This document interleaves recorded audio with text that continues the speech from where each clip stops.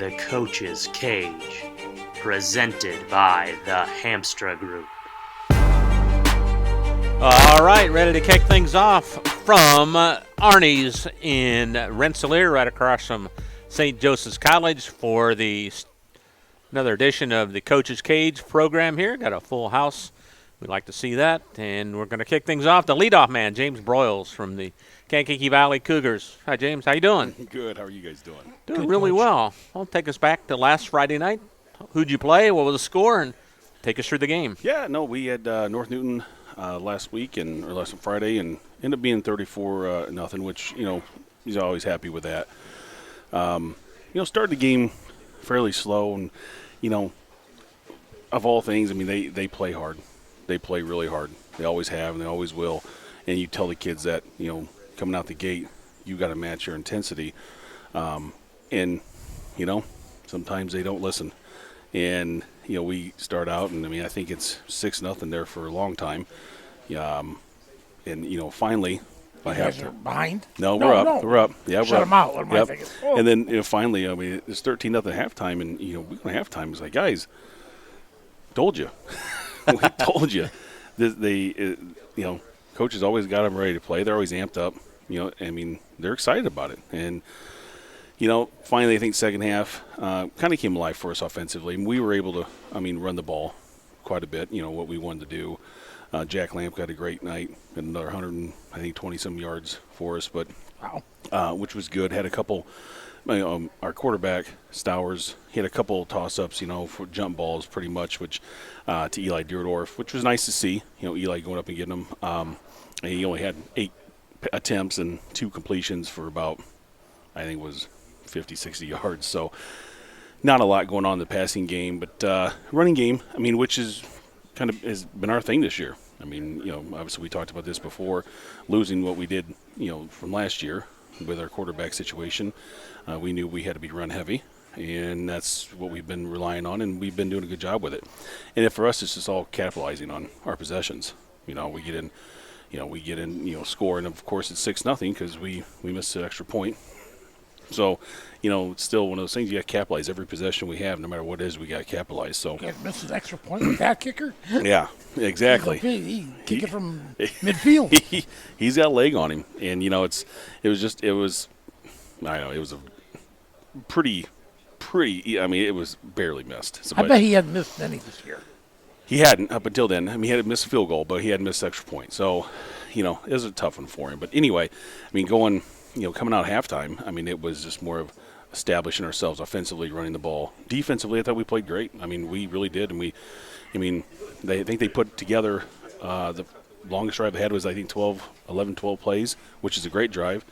But defensively, we picked it up and held them. I think they went for it. We stopped them, and that was good. It was held them to like 60-some yards rushing, I think it was.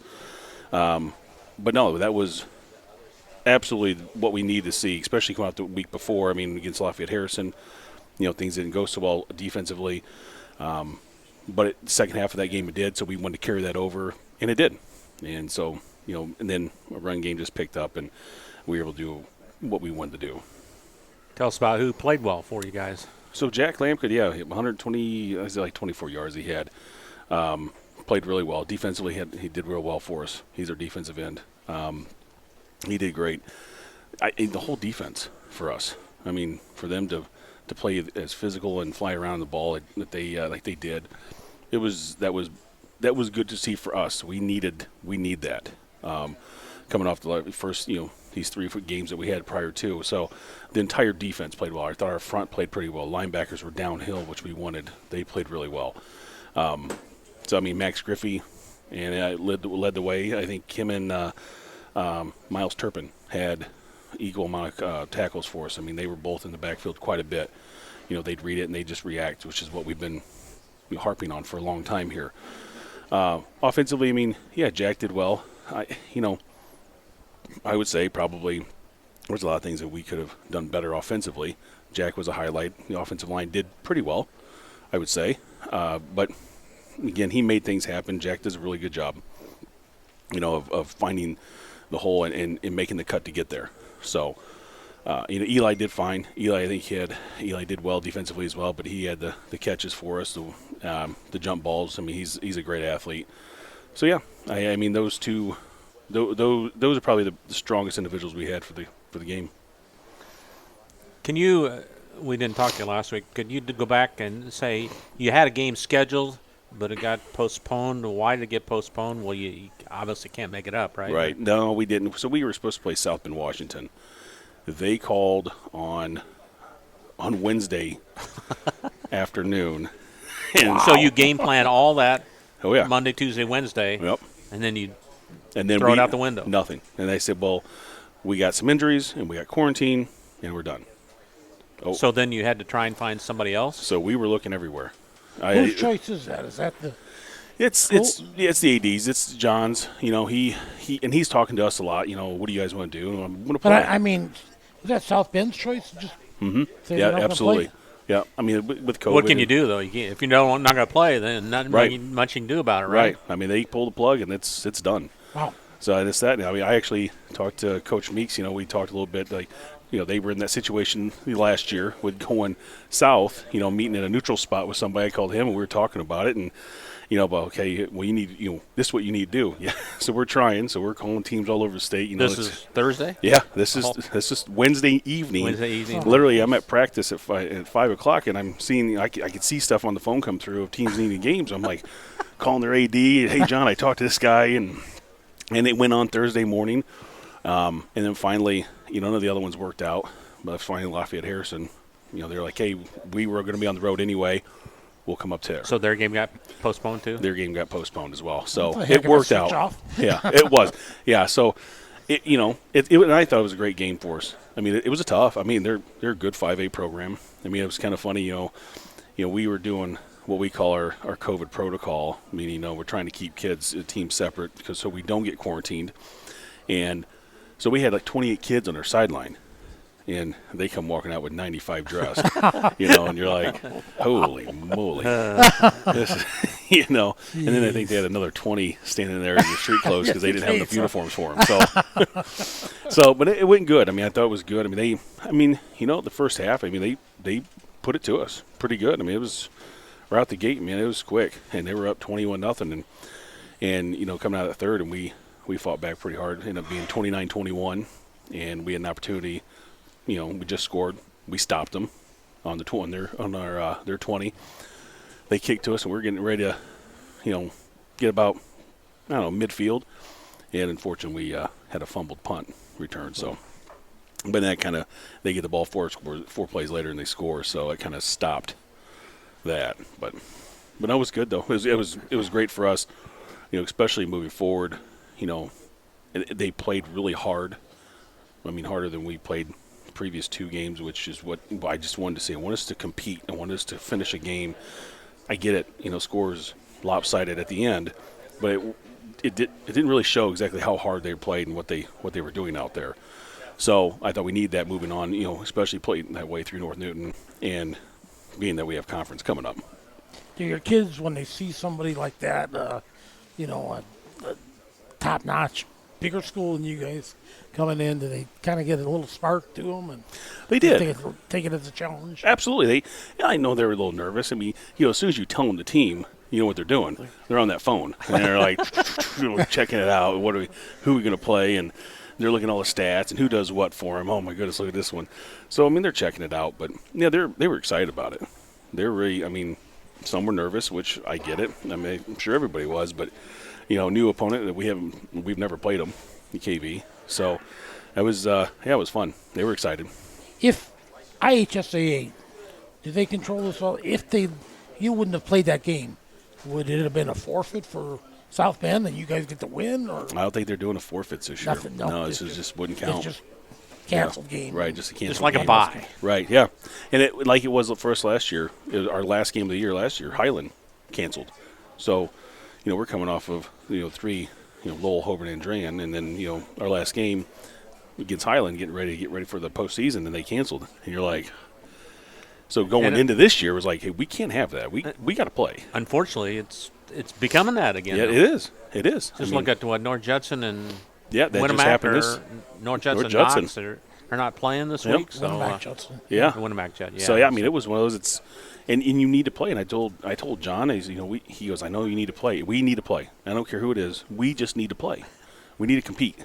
And I don't care win, lose, whatever. But we just need to be out there because I really felt last year moving into the postseason, not having that Highland game, that was tough. That Right. was hard on me. Yeah, I mean, you go from those 3 tough games and then you get nothing, and then you pick back up in the postseason. So for us anyway, I thought that was hard. But yeah, I'm glad we got it.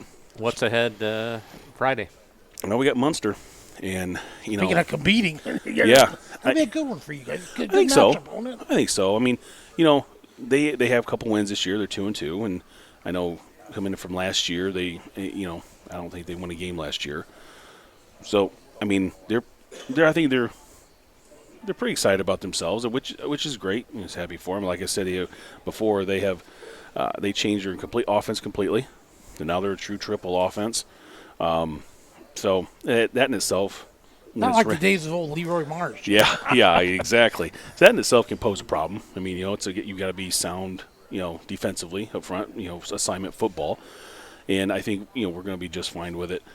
I mean, I think I'm hoping that we'll be just fine and we'll be good. I mean, they have some athletes that, on the outside, but yeah, I mean, it really. I mean, I go back to these kids and say it's really about what we do. You do your assignments. You play literally like you did in the Harrison game. We'll be fine. We really will be fine. So I don't, we're not going to have the big throwing, days that we've had in the past, but I don't care. It doesn't matter to me. Injuries? I know you're battling a few injuries, right? We are, yeah. Logan Parks is unfortunately out for the season. Dylan Bolton out for the season. We're waiting on Daniel Buck to see what his prognosis is here. So That's a few already. Wow. Yeah, and then Parks got off to a great start. He did. He was doing really well for us, and yeah, he just had surgery. To put a screw in the bone in his foot. So how tough is that on a senior? Oh, but the thing is, he's a junior. Oh, he's a junior. Yeah, he's okay. a junior. Now, Dylan and Daniel, the two linemen, they're seniors. So they're done. I mean, Dylan for sure. That's got to be.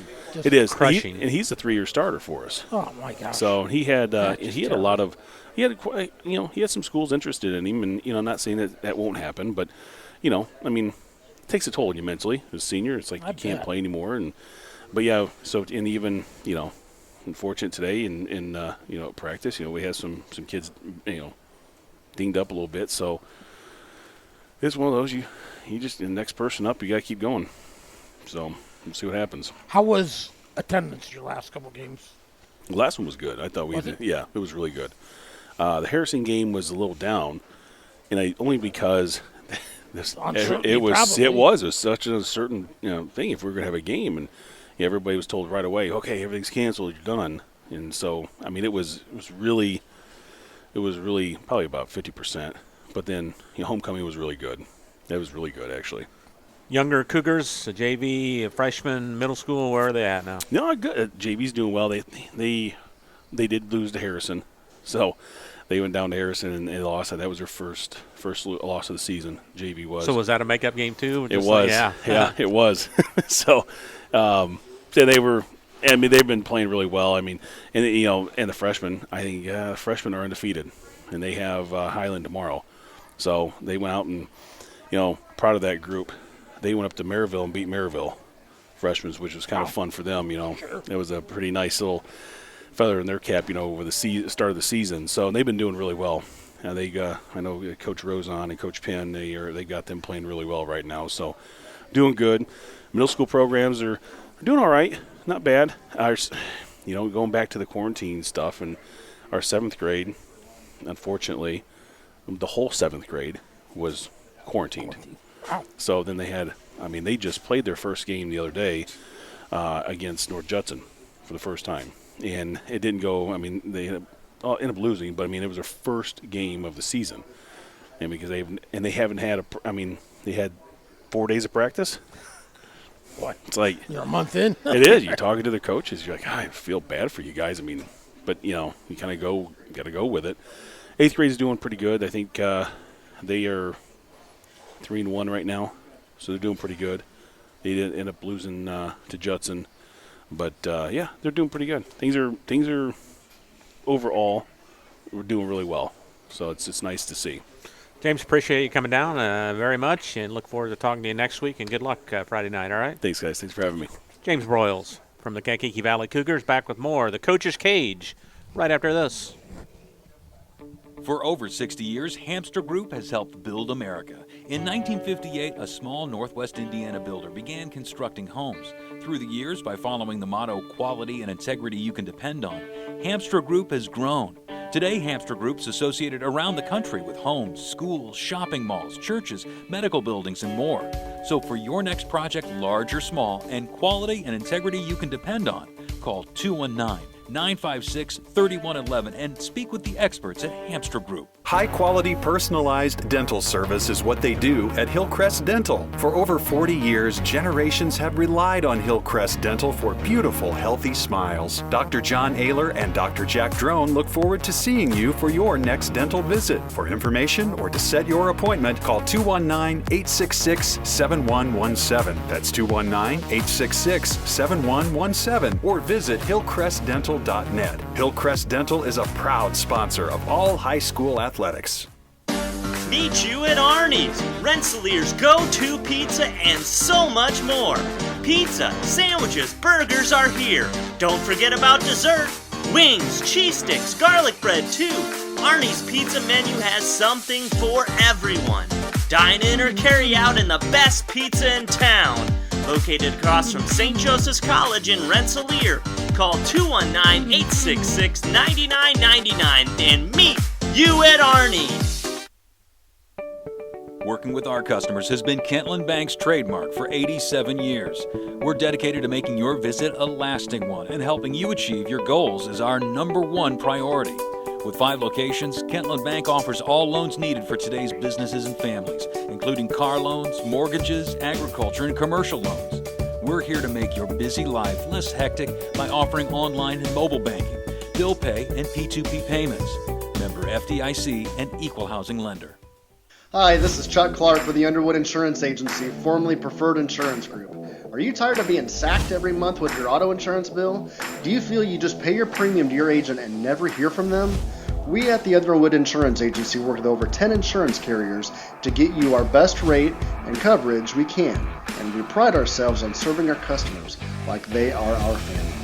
We are conveniently located in Remington and Lafayette. We can be reached at underwoodagency.com. Reach out to us to score big savings. You're listening to The Coach's Cage, presented by the Hamstra Group. Bob Kurtz and Bill K back with you on the Coach's Cage program on 3kgthecage.com. Right across from St. Joseph's College here in Rensselaer is Arnie's. Appreciate them feeding all the coaches here. And stopping by to join us now is Eric Davis from the Tri-County Cavaliers. We're going to be there, Bill, Friday night up at Tri-County, or down Tri-County, however you want to say it. As what a battle. South Newton and Tri-County. Doesn't get any better than that, Doesn't Bill. get any better than that. Eric years Davis? and years. Before we talk about that, let's go back to last week and tell us the score and who you played, and take us through the game. Sure. We lost to North White last weekend, 35-0. It was one of those games where you take out some special teams issues. You take out, a late score before half and a late score at the end of the game, and the outcome might look a little different. The reality is we played better last week than we did the week before. We were more physical, and we flew around on defense better. We fit our gaps better. We're not quite where we want to be for certain, but I do think we got better last week compared to the week prior. Offense and from the defensive perspective. From the offensive perspective, we kind of spun our wheels a little bit. We had some opportunities early. They came out in cover 0, and we threw the ball 5 straight times, which is not typical for us. Unfortunately, we didn't connect, and had we connected, that might look different at the start of the game for sure. Right. Who knows what happens if we complete a couple of those, and do they catch us? Do we score? I don't know. But the reality is we at least eat more clock and we give ourselves a chance to loosen them up a little bit and take advantage of some things that way. So, overall, I do think we got better from the West Central week to the North White week. Is it throughout the whole year you hope to progress so much each week? This year one is going to be, how much do you progress each week? And it's a week by week trial. Whereas in year 2 and 3, you're looking at your first couple weeks getting your personnel straight, middle couple weeks getting prepared for what you're going to need to battle in the sectional, and then the last 3 weeks perfecting it going into the sectional. Or at least that's my philosophy on it. This first year, though, it's going to be a week by week. See where we get better, see what we can do to get better, and kind of evaluate on a week to week basis. Probably little things that make a difference in the way the ball game flows. It seemed like what you told us. I remember a lot of that West Central game being just like that. You guys had a very impressive drive in the first quarter, took it all the way down, and then West Central, defense just really held up at the last second. Sure. Held you guys out of the end zone. So perspective is a heck of a concept. In that West Central game, we had that first drive. We get down to the goal line. We have an equipment issue. We have to bring in another lineman. It's third down. Now it's fourth down, and you don't convert on fourth going in. And really, we felt like, from our perspective, we should have converted that. And it might have been different. The outcome looks entirely different. Yeah, if absolutely. That's a one-score game. Then, we don't place a punt. We're a directional kick team. Yeah, you're kicking to the left, and then you kick it to the right, and it's short. What happens is your cover guys who are running to the left because you should have kicked it left.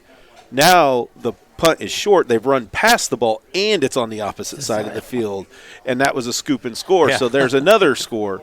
Then you have the second time we turned the ball over on down 4th and 1. We quarterback center exchange, balls fumbled, don't convert. So when you look at that West Central 20-7 score from our perspective, if we take care of us, that outcome could have been entirely different. Tell us who played well for you against North White. The thing of it is, we've got a lot of younger kids developing. We're playing a lot of younger kids. Like Southmore? Freshmen on that, right? You got a ton of freshmen. Yes.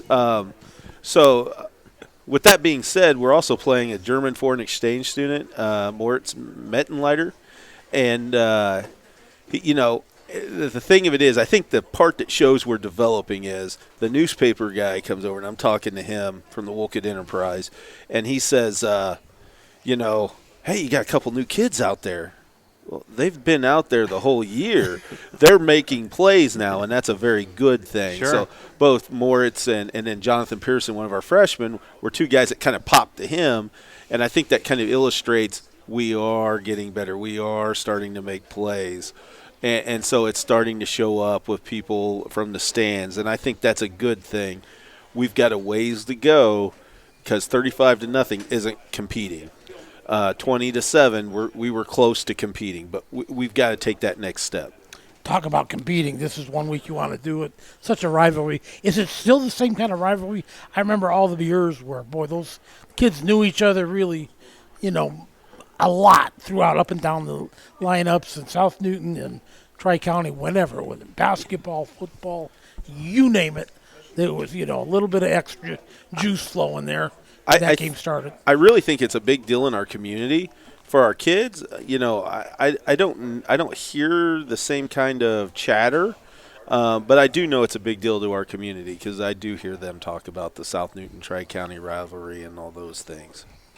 And we should talk a little bit, Eric, because you're in a kind of unique position because you coached at Tri-County before, several years ago, right? Correct. And then you left, and then you came back. So sure. What's it like the second time around? Well, no two jobs, starting a building job process, no two are the same. And coming back to Tri-County, there are different issues now than there was the first time. There's some similarities for sure on rebuilding the program, but certainly every job is different. Every job has certain nuances that make it just a little bit different.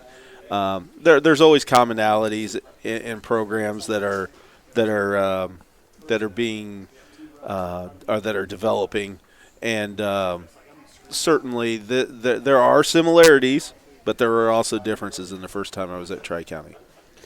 Let's talk more about South Newton. They've won a couple games this year, so they broke that long losing streak. They're pretty potent offensively. Yeah, aren't we lost our Attica game, which was unfortunate. Week 2, we felt like that was a game we could have come out and gauged where we're at. But we did have an opportunity to as a coach, go and stand and watch the South Newton West Central game, and I feel like just watching South Newton, that was Chris Bell was in the end zone. We were able to chat, and yeah, you did battle against Chris, didn't you? Correct. And so just chat a little bit and catch up because I hadn't seen him in many years. Right. But anyway, standing there in the end zone, it was just such a special moment for their school to get that win, and they were. You could see it if you look back at the John Harold site. They're getting better. They're ready to. It's just a matter of when they're ready to take that next step, and it just happened to be that night. They got some really nice athletes. I don't know names, but I know 24. Obviously, the quarterback. He's solid. He's right there. Fair enough. Fair enough. Big guy. Yeah. That guy. Yeah. So 16-4, and they're offset. I'm not picking up his number yet, but they got some really solid athletes for sure, offensively, defensively. It's small school football. Those guys play both sides of the ball just like ours do, and most people at this radio show, most of their kids do too. Right. And they've got some nice athletes on the back end for sure, and up front they play hard and they get after it, and so South Newton's solid. They just are. What's going to be the keys for Tri-County for Friday night? Yeah, for us it's execution. It's that simple. It's do we embrace what we're coached to do? Can we match and replicate the physicality and speed that we're going to be seeing come Friday night? Because certainly when you're playing a lot of young kids, there's an adjustment period. There isn't a freshman in this world that's ready. Well, I shouldn't say that. Most 90% of freshmen in this world aren't ready for varsity football. Absolutely, yep. And so we're asking our kids. We're probably asking more of our kids than we should, but that's our situation we're in, and that's what we got to do. And they've got to develop. And I tell them every day, you guys about cast and scrimmage. We're no longer freshmen. You're now sophomores, and you guys, it's time to start playing like sophomores. And it's just going to be a development process for us. And again, Friday night comes down to us executing, us taking care of and controlling what we can control. And I know our kids will play hard. We played hard last week. We played hard against West Central. We'll play hard again this week against South Newton. And score when you get to the 1 yard line. We better. That's enough to drive you crazy. Coach, who are some of the guys that have been really stepping up here so far through 3 games? Yeah, sure. Peyton Stark, our B-back, our star linebacker. We call the position star.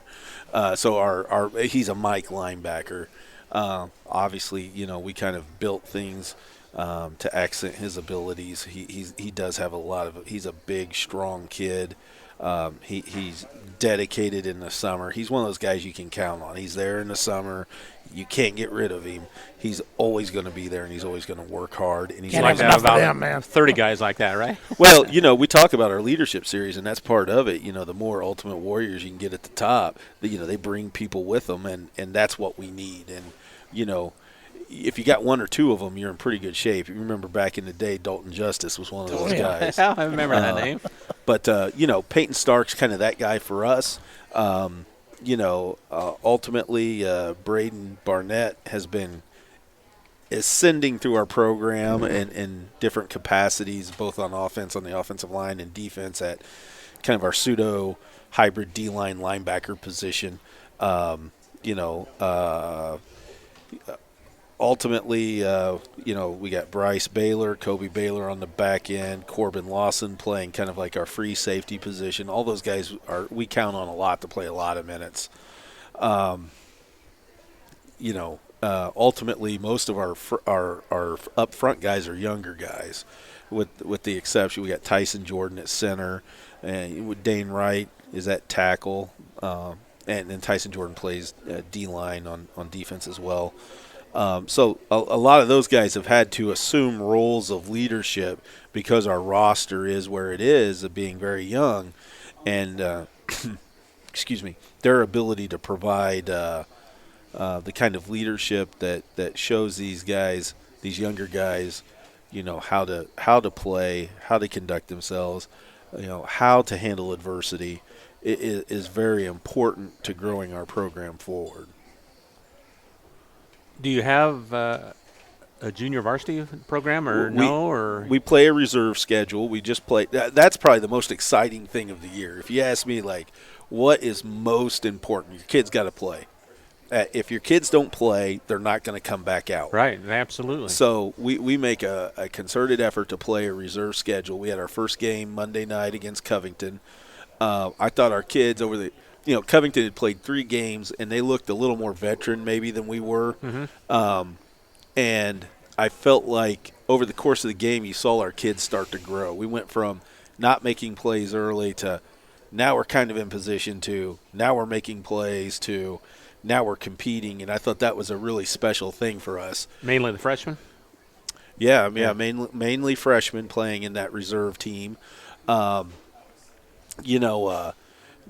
Pratt's one of those guys that probably doesn't play if we don't have a JV or reserve team, and we got him out. And I'm telling you what, he embraces the quarterback position so well. He played in this system last year when I was the middle school coach, and he brings something to the table where he just understands it and he's plugged in.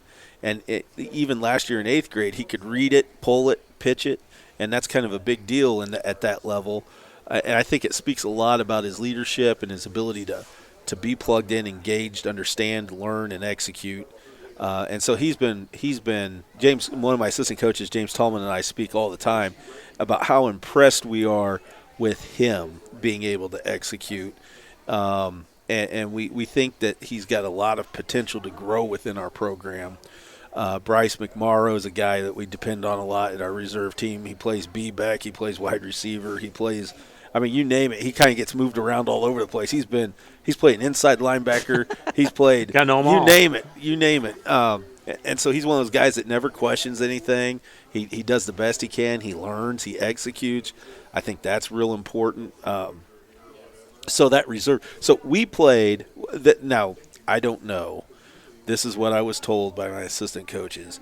That was the first JV reserve, whatever you want to call it, game since I left at Tri-County. Really? Wow. And now that I don't know that to be certain. That's just them going off of their memory. Mm-hmm. And we played a junior high. We played North White in middle school football, 7th, 8th grade.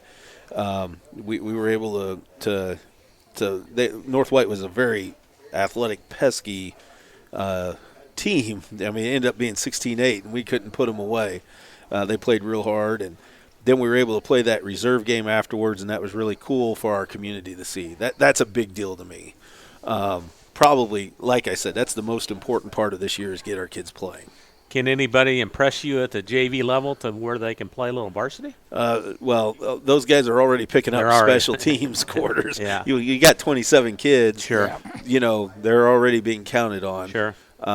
In various capacities. We're really excited about the development of our freshmen. We know we got some incoming middle school kids that are going to be freshmen next year. We're really excited about the trajectory of our program overall. Eric, appreciate you coming down, that's for sure, and good luck. We'll see you Friday night, all right? Yep, thank you very much. All right. Thanks, Coach. Eric Davis from the Tri-County Cavaliers. Back with more of the Coach's Cage program on 3kgthecage.com right after this.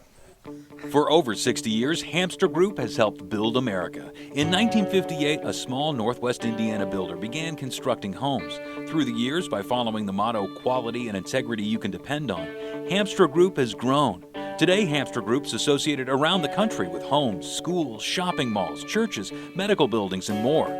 So for your next project, large or small, and quality and integrity you can depend on, call 219-956-3111 and speak with the experts at Hamster Group. Hi, this is Chuck Clark with the Underwood Insurance Agency, formerly Preferred Insurance Group.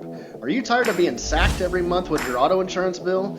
Do you feel you just pay your premium to your agent and never hear from them? We at the Underwood Insurance Agency work with over 10 insurance carriers to get you our best rate and coverage we can, and we pride ourselves on serving our customers like they are our family. We are conveniently located in Remington and Lafayette. We can be reached at underwoodagency.com. Reach out to us to score big savings. High-quality personalized dental service is what they do at Hillcrest Dental. For over 40 years, generations have relied on Hillcrest Dental for beautiful, healthy smiles. Dr. John Ayler and Dr. Jack Drone look forward to seeing you for your next dental visit. For information or to set your appointment, call 219-866-7117. That's 219-866-7117. Or visit hillcrestdental.net. Hillcrest Dental is a proud sponsor of all high school athletics. Working with our customers has been Kentland Bank's trademark for 87 years. We're dedicated to making your visit a lasting one, and helping you achieve your goals is our #1 priority. With 5 locations, Kentland Bank offers all loans needed for today's businesses and families, including car loans, mortgages, agriculture, and commercial loans. We're here to make your busy life less hectic by offering online and mobile banking, bill pay, and P2P payments. Member FDIC and equal housing lender. Meet you at Arnie's, Rensselaer's go-to pizza and so much more. Pizza, sandwiches, burgers are here. Don't forget about dessert. Wings, cheese sticks, garlic bread too. Arnie's pizza menu has something for everyone. Dine in or carry out in the best pizza in town. Located across from St. Joseph's College in Rensselaer. Call 219-866-9999 and meet you at Arnie's. You're listening to The Coach's Cage, presented by the Hamstra Group. Bob Kurtz-Bilke back with you on 3kgthecage.com. You can check out our website there and go to our Facebook page, 3KG Community Broadcasting, to pick up the Coach's Show here and our games on Friday nights. Midwest Conference matchup, South Newton at Tri-County this Friday. Be 6:15 Central Time for the pregame, 6:30 kickoff. Speaking of Midwest Conference, Mark Hall from the West Central Trojans has joined us. Mark, how's it going? Oh, all right. How about yourself? Doing good. Take us back to last Friday, who you played, and take us through the game. Yeah, we played Culver last Friday, and we came out, and they got the ball and went right down the field and scored on us, and we didn't come out very enthusiastic right for the game, and they were able to take it to us there in the first half. They ended up scoring their first possession. We didn't get anything going offensively, and then they were able to score again. We actually had a negative 9-yard punt, so that didn't help out. And they got the ball at our 24, something like that, and ended up scoring. So they were up punted it backwards? Yeah, it bounced right in front of the line of scrimmage, and then it rolled backwards. Oh, so it was not what we needed at that time. So they ended up scoring, making it 16-0 end of the first quarter. Second quarter, we were able to get a drive going in there. Got down to their 3, and then we threw a bubble pass that unfortunately was a lateral, and we didn't catch it. And they ended up recovering it, so we were able to score there. And that was about 3 minutes before halftime. Then they were able to go down the field and score before halftime. So they ended up scoring twice in that second quarter, and there's 30-0 at halftime. And so we got into halftime and talked to the kids, saying, I know we were better than this. We're not executing offensively. Defensively, we're not doing what we're supposed to. But offensively especially, we're just not doing what we're supposed to. So we got the ball to start the second half, and we went 70 yards right down the field, about 5-6 plays. Executed great. Went down the field, scored. Unfortunately, they were able to go down the field and score and match it, so that's 38-8. Then we were able to get a little bit more movement offensively, but ended up punting it. Actually, we didn't punt. We went for it on fourth down, and went for a fourth down. Didn't get it. They got the ball and went down, got to our 5, and we made a goal line stand. So it was one of those things that, when we executed, we did fine. And what our difference was on that possession for them is we got them behind the sticks on first down. We tackled them for loss. And that's not what their offense is built for. They want to get 3, 4, 5 yards a play, and just they don't really want big plays. They just want to keep grinding it out with their double tight full house backfield. So we were able to get them in the backfield on that first down play, and that really set us up then to be able to get that stop. And then we went right down the field and scored 95 yards. It was a great drive. We ended up scoring with about 4 minutes to go. That's a tough drive. Yeah. And not to make mistakes. So in the second half, each team had 3 possessions. We scored twice. They scored once. So we did a nice just job. The first half. This is that first half. Like we just didn't execute very well. So we talked to the kids and said, hey, like we can do good things. It's just we have to execute all the time because Culver, they're big, and I told them all week that they're big, but if we execute, we'll be okay. You've had that problem before of starting slow in games. Yeah, and it's one of the things we just got to get over. It's been several times this year where we've just come out a little slow, a little sluggish to start with, and then second half we're fine. So going forward, we just got to keep getting on them and get ready to go right away. It can't be an ease into thing, and it's something we've tried to address, but we got to keep looking for something that's going to work. Who played well for you? Braden Huber had a really nice game for us. Offensively, defensively, he ran for 136 yards and 2 touchdowns for us on Friday. He also threw for 61 yards, and then he was in on 19 tackles as well. So he was all over the place. Middle linebacker, and all they want to do is run up the middle. He was on a lot of plays. Should be there. Yes, he should be there. So he played a rough, hard game. He did really well, and he had people coming at him all night long with their big offensive linemen, but he was able to find which of the 3 guys back there had the ball and was in on a lot of tackles. But he played really well. Gerardo Salazar carried the ball for 64 yards for us and ran the ball nicely. And we had 2 guys catch the ball decently for us. Aiden White had 40 yards receiving, and Spencer Lehman had 21 yards receiving on just 1 reception. So then up front, second half, all of the linemen played really well. It's just that first half we got to get that taken care of. You got to start earlier this week, right? Yes, really early because we're a day early. What's the reason? You play North Newton, right? Yeah, we play North Newton tomorrow night. What's the cause of that? To start with, it was finding officials for the game on Friday. They were kind of the same situation we've been in at different time points this year where it's been. Is that a problem for teams? Well, normally I don't think so. For us, the reason we had troubles this year is the person who used to do it died last November, but nobody knew apparently. So who schedules the officials? Yeah, the person who schedules the officials. And nobody realized that until we were like at the scrimmage, and then it was like, hey, who are the officials? And so it's been a struggle all year. So we've gotten another person to schedule them now, and they've been doing a pretty good job getting those taken care of. I think North Newton's, theirs, I believe, like quit or something during the summer or last year, so didn't have all of them taken care of. So anyway, we didn't have officials for it.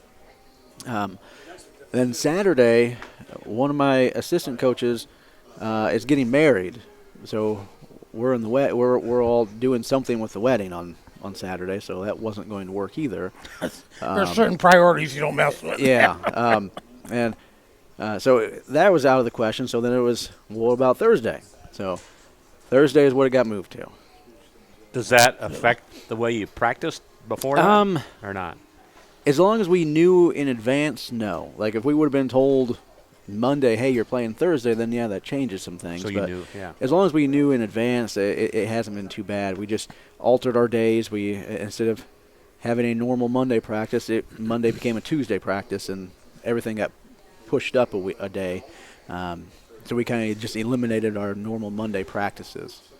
So it hasn't been too bad. And then we're going to get an opportunity on Friday to be able to watch film, and then we're going to get. Where are you going? You're going somewhere. I know. We're going to get in the pool and have a kind of a day to relax and recuperate a little bit.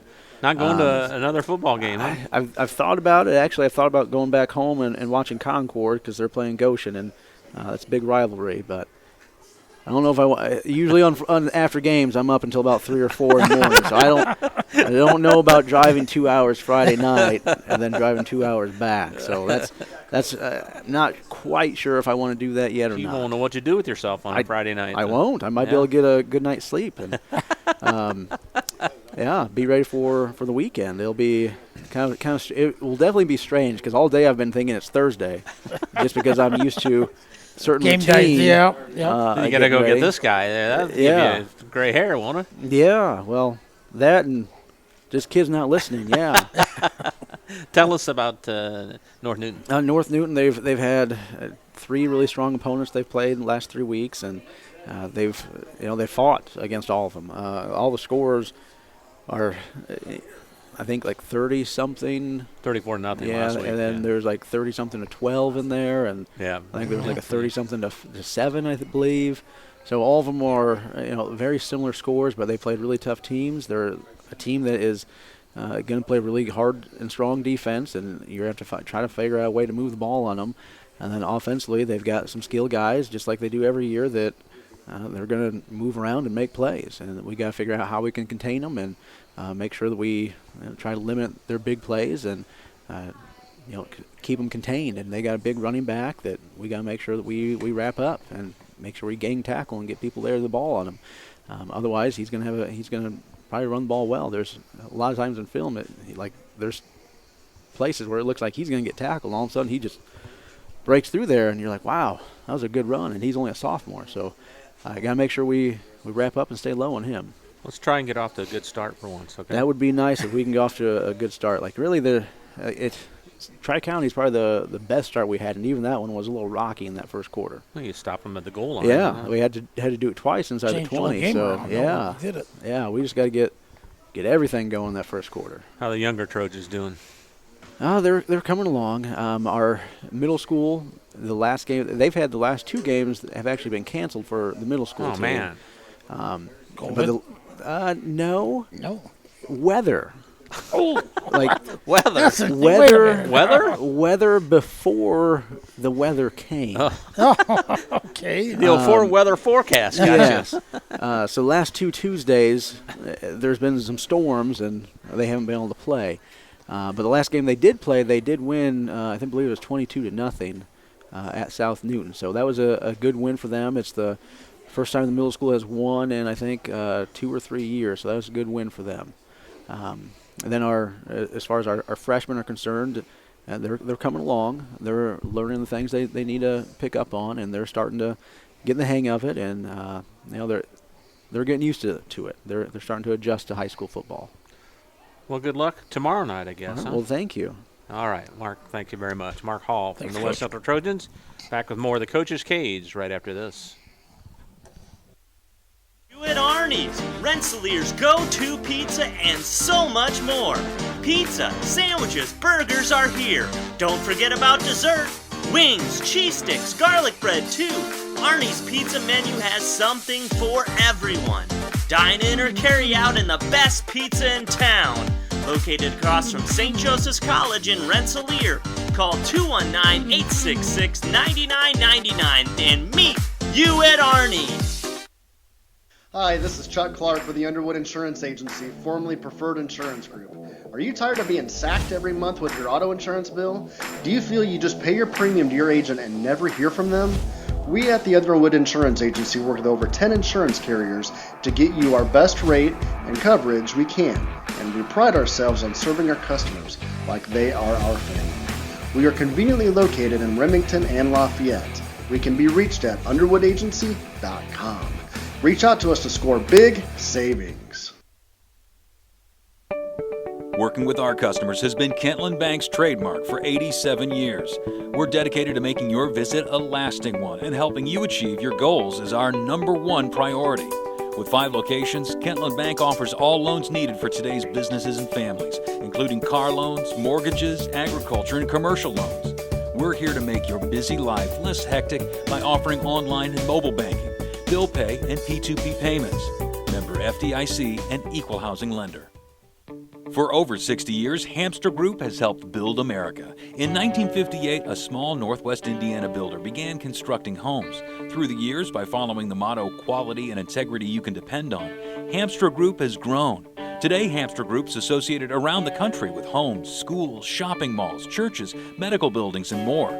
So for your next project, large or small, and quality and integrity you can depend on, call 219-956-3111 and speak with the experts at Hamster Group. High-quality personalized dental service is what they do at Hillcrest Dental. For over 40 years, generations have relied on Hillcrest Dental for beautiful, healthy smiles. Dr. John Ayler and Dr. Jack Drone look forward to seeing you for your next dental visit. For information or to set your appointment, call 219-866-7117. That's 219-866-7117 or visit hillcrestdental.net. Hillcrest Dental is a proud sponsor of all high school athletics. You're listening to The Coach's Cage, presented by the Hamstra Group. Bill Kage to my right, Bob Kurtz with you from Arnie's. Appreciate Beth and the gang here taking care of us and all the coaches and players that came in today. Scott Rowell from the North Newton Spartans has joined us. Scott, how's it going? Not too bad. Not too bad at all. We heard James Broyles' explanation of the KB North Newton game, so what's your take on it? Well, we went into we knew going in that it was going to be a very difficult game, even if we were completely healthy. And we went into it I had 4 starters out from, minor injuries and this and that and the other thing, which is like 7 positions because they play both ways and so on. So we had a lot of young guys in the game, and we knew it was going to be tough going in, and even if we were completely healthy, it was tough.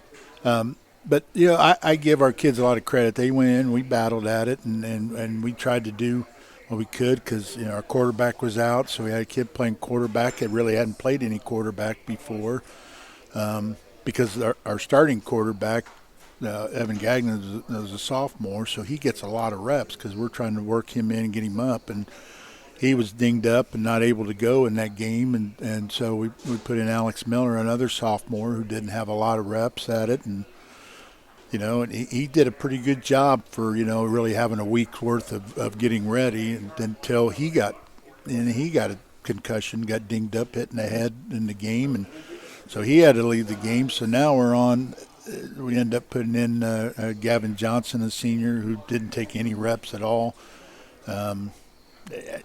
Trying to finish out the game. We were in a position where we had guys playing that we didn't expect to play by the end of the game because we lost 2 or 3 during the game. But, those things happen, and it's kind of weird how it just all happened at once. We got everybody back except for one guy, so everybody, 2 guys, everybody's back but 2 of the ones that are injured. So, it is what it is.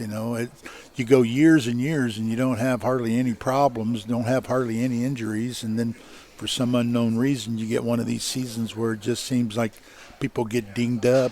We're not doing anything different in practice. We're not doing anything different, in our preparation. It's just one of those things. So hopefully this is, hopefully we're done with that now and we're ready to stay healthy and get through the last part of our season.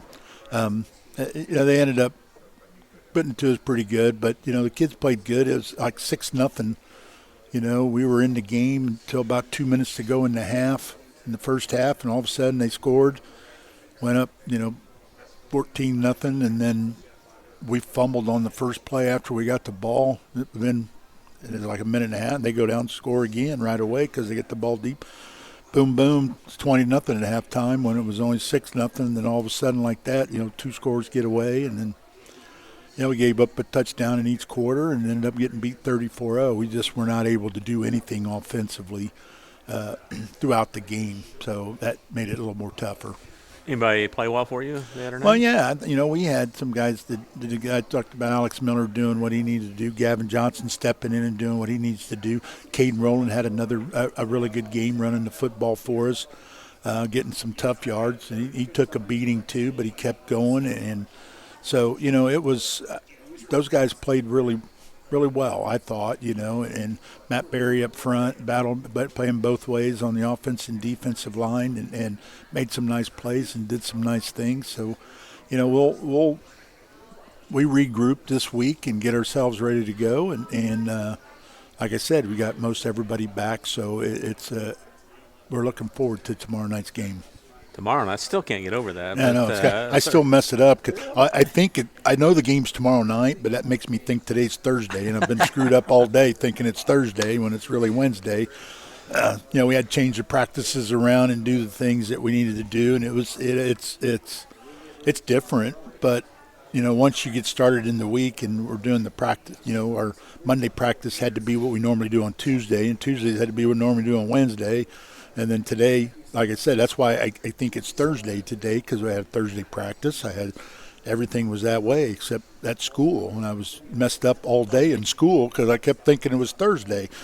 But it's going to be good. I think it's what we have to do, and the kids have accepted it. They don't have any problem with it. They've prepared just like they would any other week, and they're looking forward to the opportunity. So what does Coach Rowell do on Friday night now? Well, that's what it's a tough one. I have to figure out something to do, and I started looking around. Go walk on the sidelines. I wanted to go. Go down there when nobody's there, just walk around. On the field in the dark. Hey, get in there. I don't think they have a problem if I turn the lights on, so I won't do that. I have to be in the dark. So, but no, I've thought about going to games, and I started looking around at the other conference teams. Everybody's away. And I'm like, well, shoot, nobody's at home. To make it easy. I thought, well, we'll go watch Frontier because that's who we play the next week. Well, except they're down at Traders Point, down in Indianapolis, so I don't really want to drive down there for it, And so you start looking at the other people, and I might go to a game just to watch a game, Come for to our game, entertainment. South Newton at Tri-County. Yeah, I thought about it. That's probably what it would be because Tri-County might be the closest thing to it, but to us. So we'll. Yeah, either that or I might just take the day off. There you go. Huh? What the heck? Well, if you're there, come on up and we'll throw a headset on you. Put on your headset. No. Tell us what you know about West Central. Hey, I know this. They're going to come in and they're going to play hard. Mark's going to have them ready. The offense they run, we have to spend some time on it because of their wings are motioning in different ways than what we're used to seeing. A lot of ISO blocking, a lot of lead blocking, a lot of power stuff, and they got a quarterback that can run the football, and he will run the football. He looks pretty good, on film, and we're going to have to do some things. We have to really concern ourselves with our offense. Can we get our offense going, doing what it needs to do? Because we've kind of changed over what we did. We left the shotgun, went back under center, doing a little more of the wing T stuff and trying to run from under center just because we think it fits our team much better, our personnel, the way we have people, and it seems to do it. We'll see how that works, now that we got all the pieces. We tried it last week, but like I said, we didn't have a lot of our guys, so this week, we'll see how that goes. We focused a lot on offense this week, making sure that we can take care of the football, run the football, because in the long run, what we want to be able to do is, run the ball, control the clock, and score points, and if we limit the number of times they touch the ball, we have a better opportunity of holding them down. So, that's what we're going into. I know that they got some good players there. And Mark does a nice job of trying to highlight the ability to get those guys the ball in space where they need to be. So we have to try to limit that as best we can. Anything else, Billy? As the season moves along here, Coach, what did the things that you worked on change depending on, by your record, by your opponents coming up? How does practices evolve and things like that? Well, as we go through this year, what I've found this year is, numbers-wise, we're up a little bit. So I got 30 kids in the top 4 grades, which is a little better than we had last year. Hopefully we can keep building that up. So you try to break it down into specific days. Tuesday, our normal Tuesday practice is usually an offensive emphasis because most of our kids are going both ways, so they're learning positions on both sides of the ball. We have an emphasis on offense on Tuesday. We get some individual some group work done, then some teamwork, and then we usually have a small section of defense, in which me as the defensive coach, I can work on goal line defense. I can work on 3rd and longs. I can about 20 minutes or 25 minutes on that Tuesday to work on something specific. And then we flip it the next day on Wednesday as a defense emphasis, doing the defensive individual group and team, and then offensively we can pick what we want to work on, again, whether it's goal line or whether it's short yardage or it's long yardage or whatever we might want to work on that particular week. And usually each week it's something different, because we're trying to, over the course of the 9-week season before the tournament, you're trying to work on every little thing you can. And sometimes that gets difficult when you're missing players, when they're not in, because and everybody's in got the same thing going on with the COVID and with the stuff and kids getting quarantined. And so, we've lost a few kids for different periods of time so far this year already. I think we got everybody this week. No, I take that back. We got one quarantined, and then we got, like I said, the 2 injured. So we're close to having everybody. We haven't yet, so, we're working toward that. But, you just go through the whole season. We try to build every week, because I tell the kids all the games we play. We got the conference games. Those games you obviously want to win because you want to win the conference.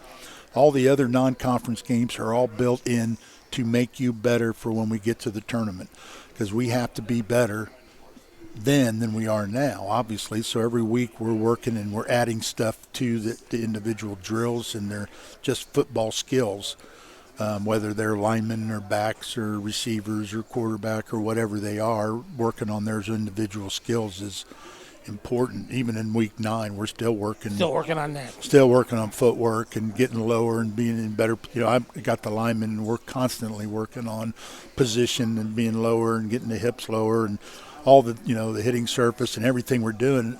The same stuff we started with in the first part of August.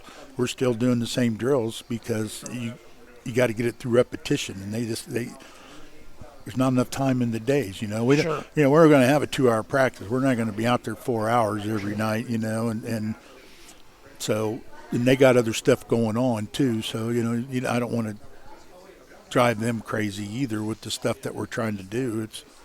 I try to tell them, football really is a simple game. It's blocking, tackling, running, and catching, and it's not really that complicated.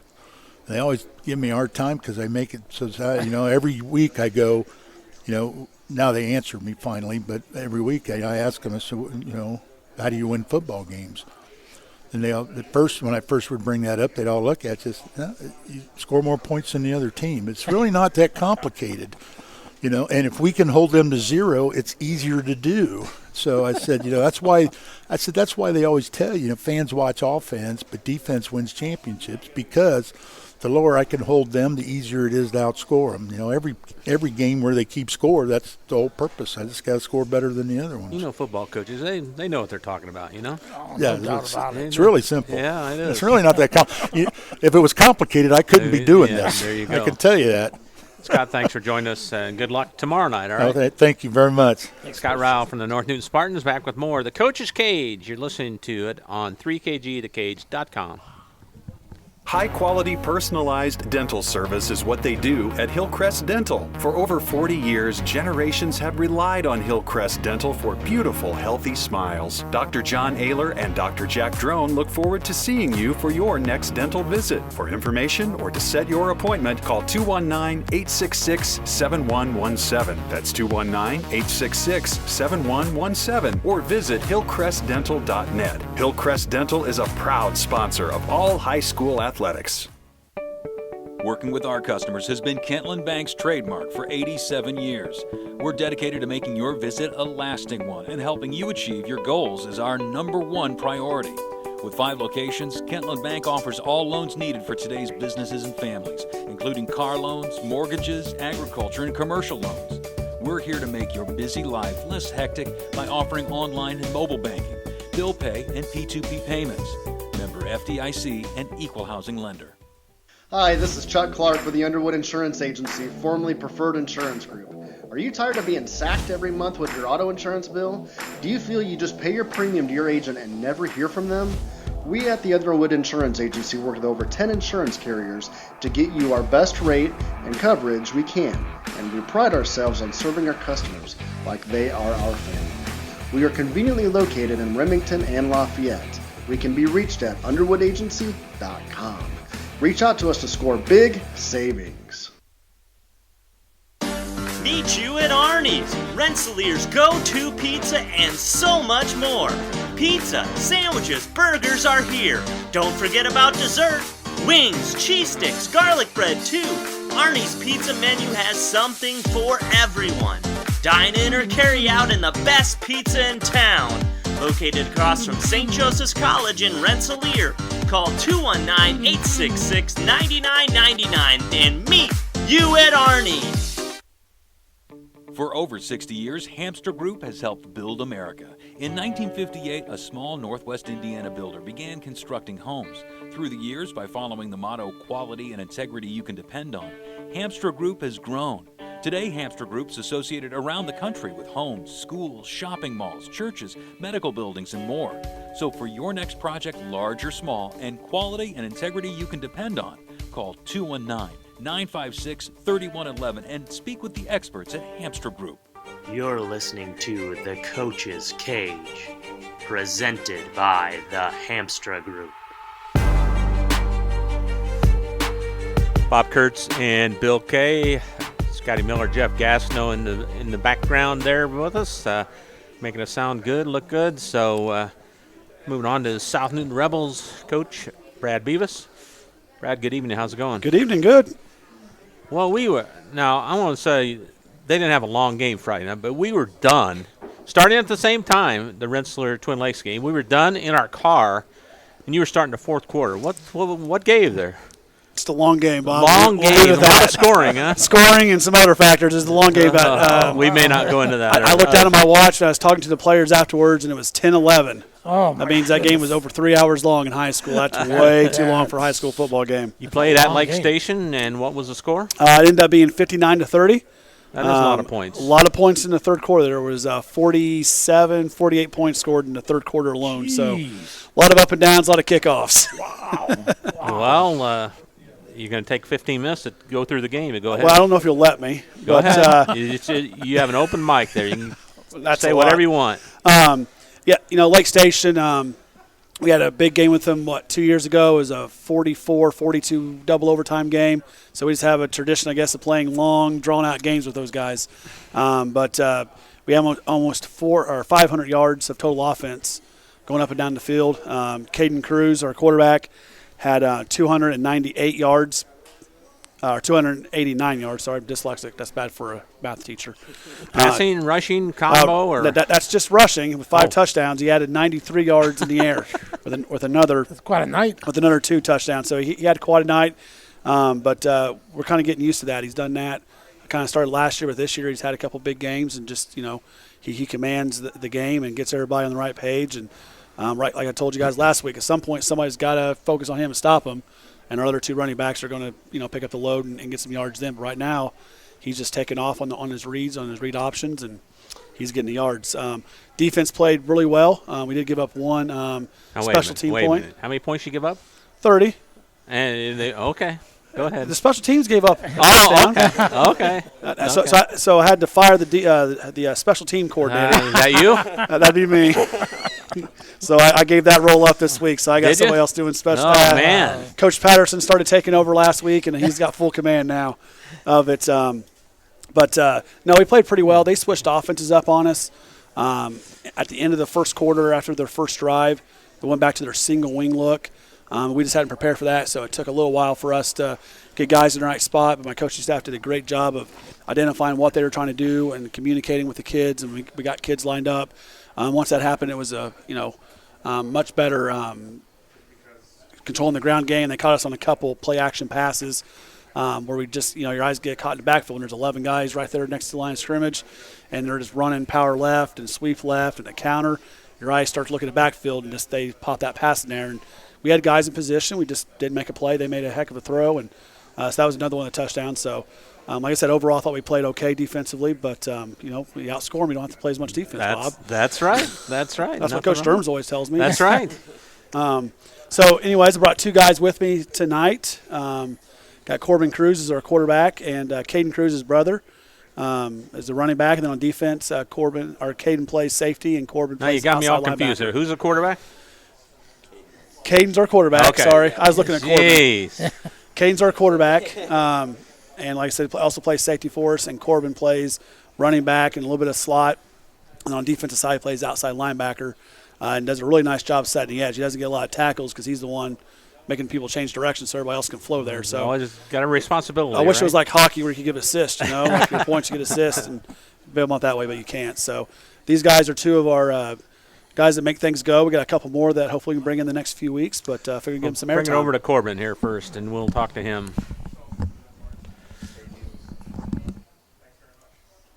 All right, Corbin, what grade are you in? I'm a junior. Junior, and tell us your positions that you play. Running back and then outside linebacker, and sometimes I play slot receiver. What's your role on a team, do you think, for yourself? Just to help the other guys be able to make their plays. Like Coach said, I don't make all the plays. I just help the other guys. What was it like breaking that long losing streak? What were your feelings in that? I was really excited for the seniors because they're their last year, and I have another year to play. So I was happy for Caden and all the seniors. Absolutely. When you were on the sideline and those seconds were ticking off, what were some of the emotions? I know you say you're excited for your teammates and such, but in particular, do you remember anything that, was going through your head at that time? I remember looking at one of the seniors and thinking, we did it. Like, it's time. We did it. I bet that was really a sense of accomplishment there. Does that help in your confidence for the rest of the year now? Yes, I think we have a lot better chance in games now. I think everyone's a lot more confident than they have been. That's like a sigh of relief, I would bet, for all you guys. Yes, definitely. So what do you expect for the rest of the season for your team? I expect that we all go out and compete. We win a few more games. I think everyone's goal is to be above 500 this year. That would be Go ahead. pretty darn good accomplishment for after. Let's go back. I don't want to leave that game, that first victory yet. That was such a big win for South Newton, if you ask me. I don't know what it was like, but being in the locker room, for 39 straight losses, or was it 39? How did it feel just to be in that locker room when, to win that game, coming in off the field? Everyone was yelling, cheering. Some guys were crying. It's just like everything was happening. When did you know that the game was won? Did you have a feeling, or did you just wait till that final? After we scored our second touchdown, I think that we had it locked in, and they knew that we could win, like our teammates knew that we could win. Sure, absolutely. Did you guys feel like coming into this year in the summer that you're going to, break that streak and get this thing turned around? Yeah, I believe that because I know our freshmen, they came off, they had a good middle school team, so I knew they would help because we had like a turning point this year, and they definitely helped towards that. Now you guys are brothers, right? Yep. What's it like playing with your brother? I like it a lot. Yeah? I think it's fun.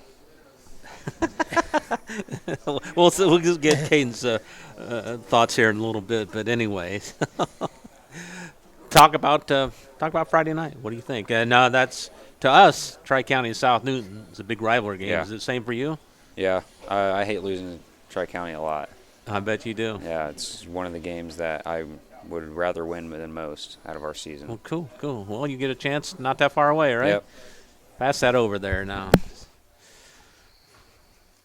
Caden Cruz has joined us now. Caden, thanks for coming over. Appreciate it. Tell us about this season so far. It's a couple of wins, and that's a welcome sight for South Newton football, isn't it? Yeah, it's something we haven't done for a while, and it feels really good to be a part of the switch in the program.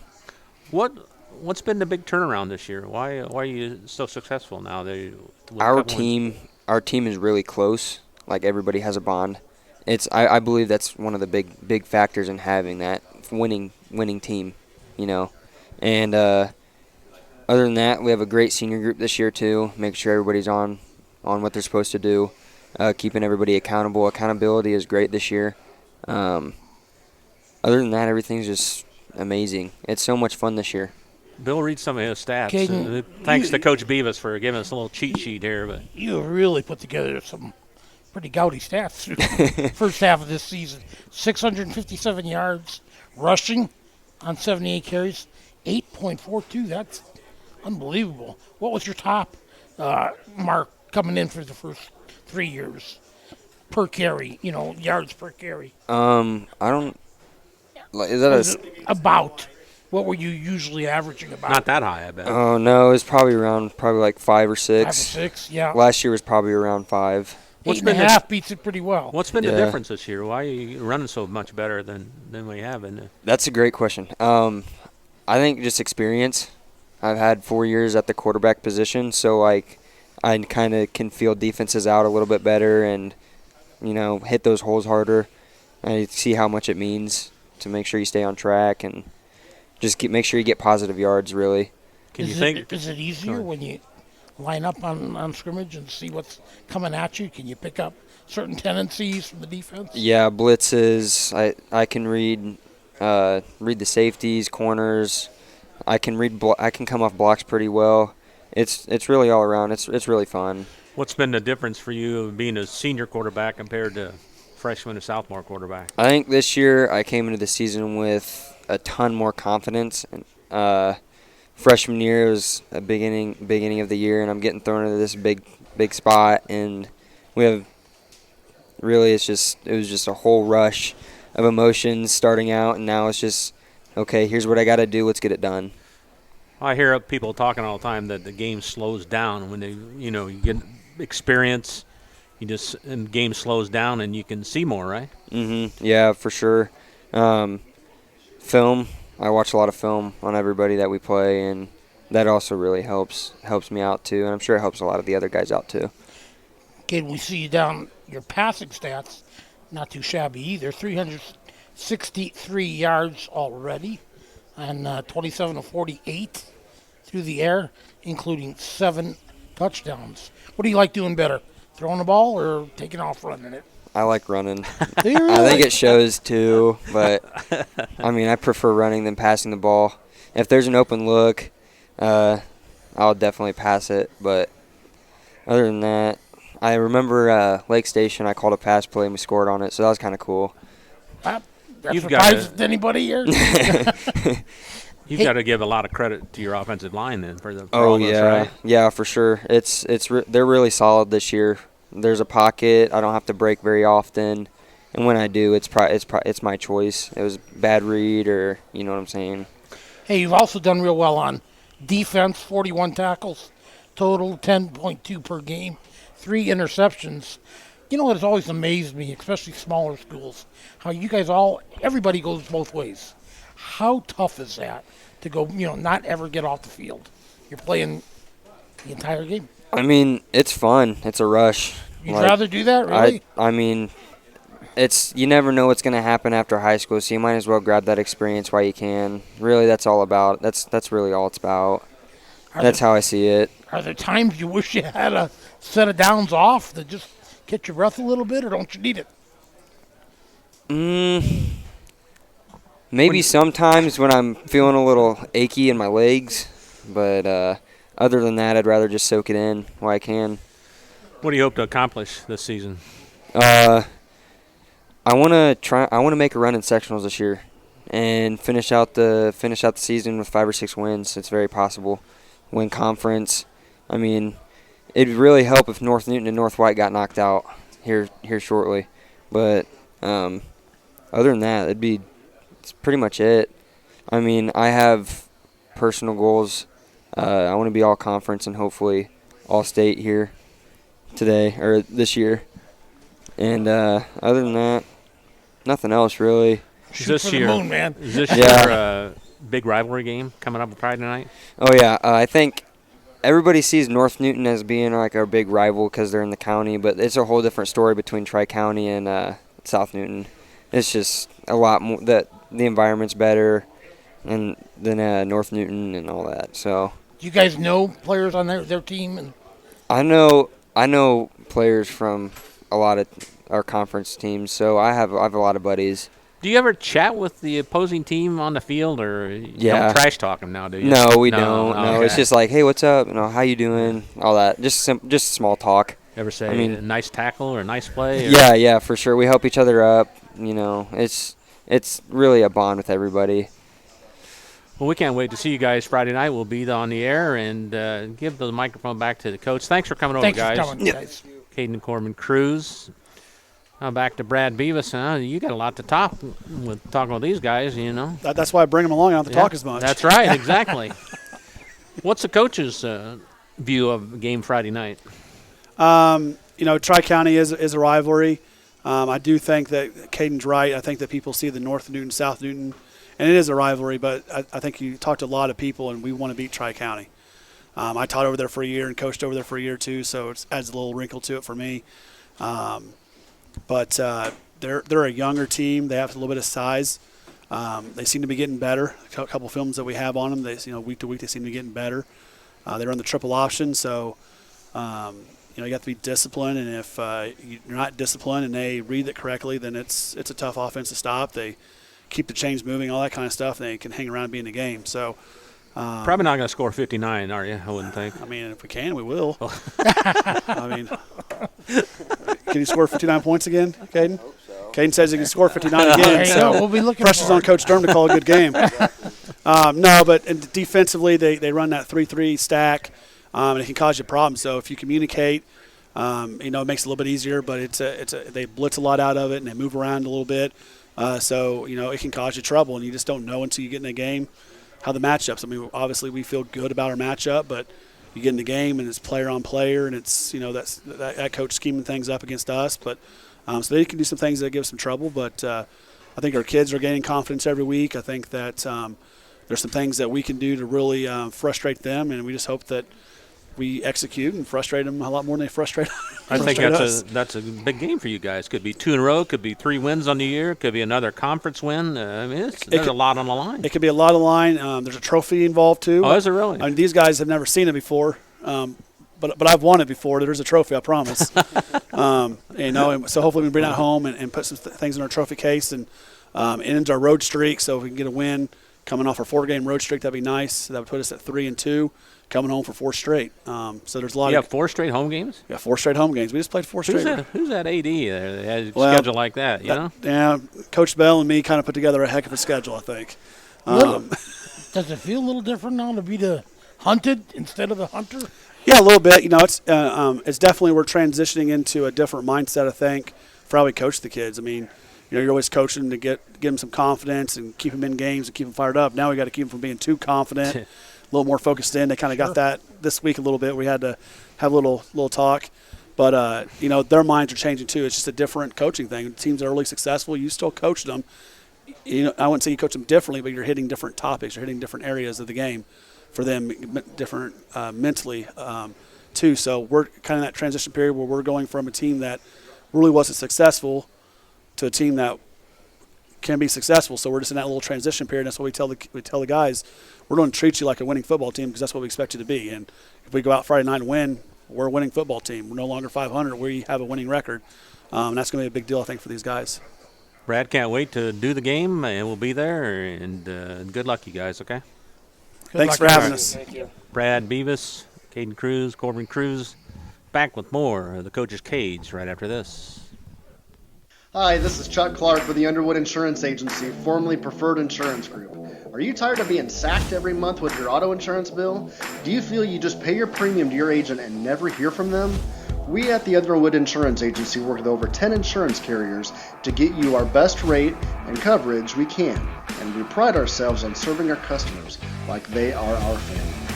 We are conveniently located in Remington and Lafayette. We can be reached at underwoodagency.com. Reach out to us to score big savings. For over 60 years, Hamster Group has helped build America. In 1958, a small Northwest Indiana builder began constructing homes. Through the years, by following the motto, quality and integrity you can depend on, Hamster Group has grown. Today, Hamster Group's associated around the country with homes, schools, shopping malls, churches, medical buildings, and more. So for your next project, large or small, and quality and integrity you can depend on, call 219 956-3111 and speak with the experts at Hamstra Group. Meet you at Arnie's, Rensselaer's go-to pizza and so much more. Pizza, sandwiches, burgers are here. Don't forget about dessert. Wings, cheese sticks, garlic bread too. Arnie's pizza menu has something for everyone. Dine in or carry out in the best pizza in town. Located across from St. Joseph's College in Rensselaer. Call 219-866-9999 and meet you at Arnie's. High-quality personalized dental service is what they do at Hillcrest Dental. For over 40 years, generations have relied on Hillcrest Dental for beautiful, healthy smiles. Dr. John Ayler and Dr. Jack Drone look forward to seeing you for your next dental visit. For information or to set your appointment, call 219-866-7117. That's 219-866-7117. Or visit hillcrestdental.net. Hillcrest Dental is a proud sponsor of all high school athletics. Working with our customers has been Kentland Bank's trademark for 87 years. We're dedicated to making your visit a lasting one, and helping you achieve your goals is our #1 priority. With 5 locations, Kentland Bank offers all loans needed for today's businesses and families, including car loans, mortgages, agriculture, and commercial loans. We're here to make your busy life less hectic by offering online and mobile banking, bill pay, and P2P payments. Member FDIC and equal housing lender. You're listening to The Coach's Cage, presented by the Hamstra Group. If we ever have this guy on last here, but Chris Meeks has joined us now. You're in the cleanup spot tonight. We are, and we thought if we came a little bit later, we'd get a little bit more pizza, and we did, didn't we, boys? There you go. See, you got the hang of it now. Yeah. Brought a couple of players along. We'll talk to them in just a couple of minutes, but nice win for the Bombers last week. Tell us about it. It was. It was our first conference game officially in our division. We had played Hamilton Heights from the east side the week before, and so we knew, watching film, regardless of the record, they were 1-2, but they had lost to a very highly ranked 4A team, New Prairie, and a very highly ranked Tipton team in 2A. We knew they were a very good ball club, very explosive. They have a very nice passing attack. 21, the Jackson kid, is a very good running back, very physical kid. Defensively, they're very aggressive. They like to mix up what they do defensively, so it constantly keeps you thinking. So going in, we knew it was going to be a tough game. Plus, on top of that, it was our homecoming. And we love and embrace homecoming, but there's also some distractions that go along with it in terms of getting out early. Surely not. Oh, yeah, getting out early for parades and stuff like that. But it was a great week. I thought we started off slow. And, you know, you could attribute that to Twin Lakes, too. I thought they came out, played very aggressive. I thought defensively, Coach Snyder did some nice gave us some nice looks defensively, which at times confused us a little bit. And it shouldn't have, but it did. And, you know, we were only up 7-0 at halftime, but yet we felt like, you know, we pretty much dominated the first half in terms of time of possession and moving the ball. But halftime, we regrouped, got some things talked out, especially on the offensive line. And then I thought second half, our offensive line played very, very well. We executed, got the blocks that we should. When you look at that first half, we'd get a drive going, and then all of a sudden we'd miss a block, or we'd call up a pass, and you know we'd have our 2 guards run into each other. Just weird stuff like that hadn't happened all summer or first 3 games. But to the kids' credit, man, they regrouped, they got things going, and you know that's a tribute to them. And the way we played second half, I thought was very good football, and that's the way we have to play to be successful. Ball control the clock. You know, when you look at the statistics for the game, we had 24 first downs, 400 yards offense. And didn't you take up most of the third quarter with the drive? We did. Yeah, it was a beautiful drive and a thing of beauty. And that's one of your favorites, isn't it? When you do that? Absolutely. And, you know, I would much rather go on a 16-play drive and eat the clock and just watch that thing melt like a candle than to score in 30 seconds and put our defense back out there. Do you look at the game clock or the play clock? Do you try and run that down all the time till the end, or do you want to go quickly, or what's your philosophy on the that's a great play question. Selection? Yeah, you know, you got to understand the game, and you know it depends. Well, none of us do. But no. And when I say understand the game, that particular game, it might be a situation where we need to speed things up. We're down a couple touchdowns, and we need to get going. So, we've got to get our play called, get up to the line quickly, and run it quickly. As you notice, we go no huddle. Just because we go no huddle doesn't mean that we're racing to get plays off. Everybody looks at their wristband, though, right? Yeah.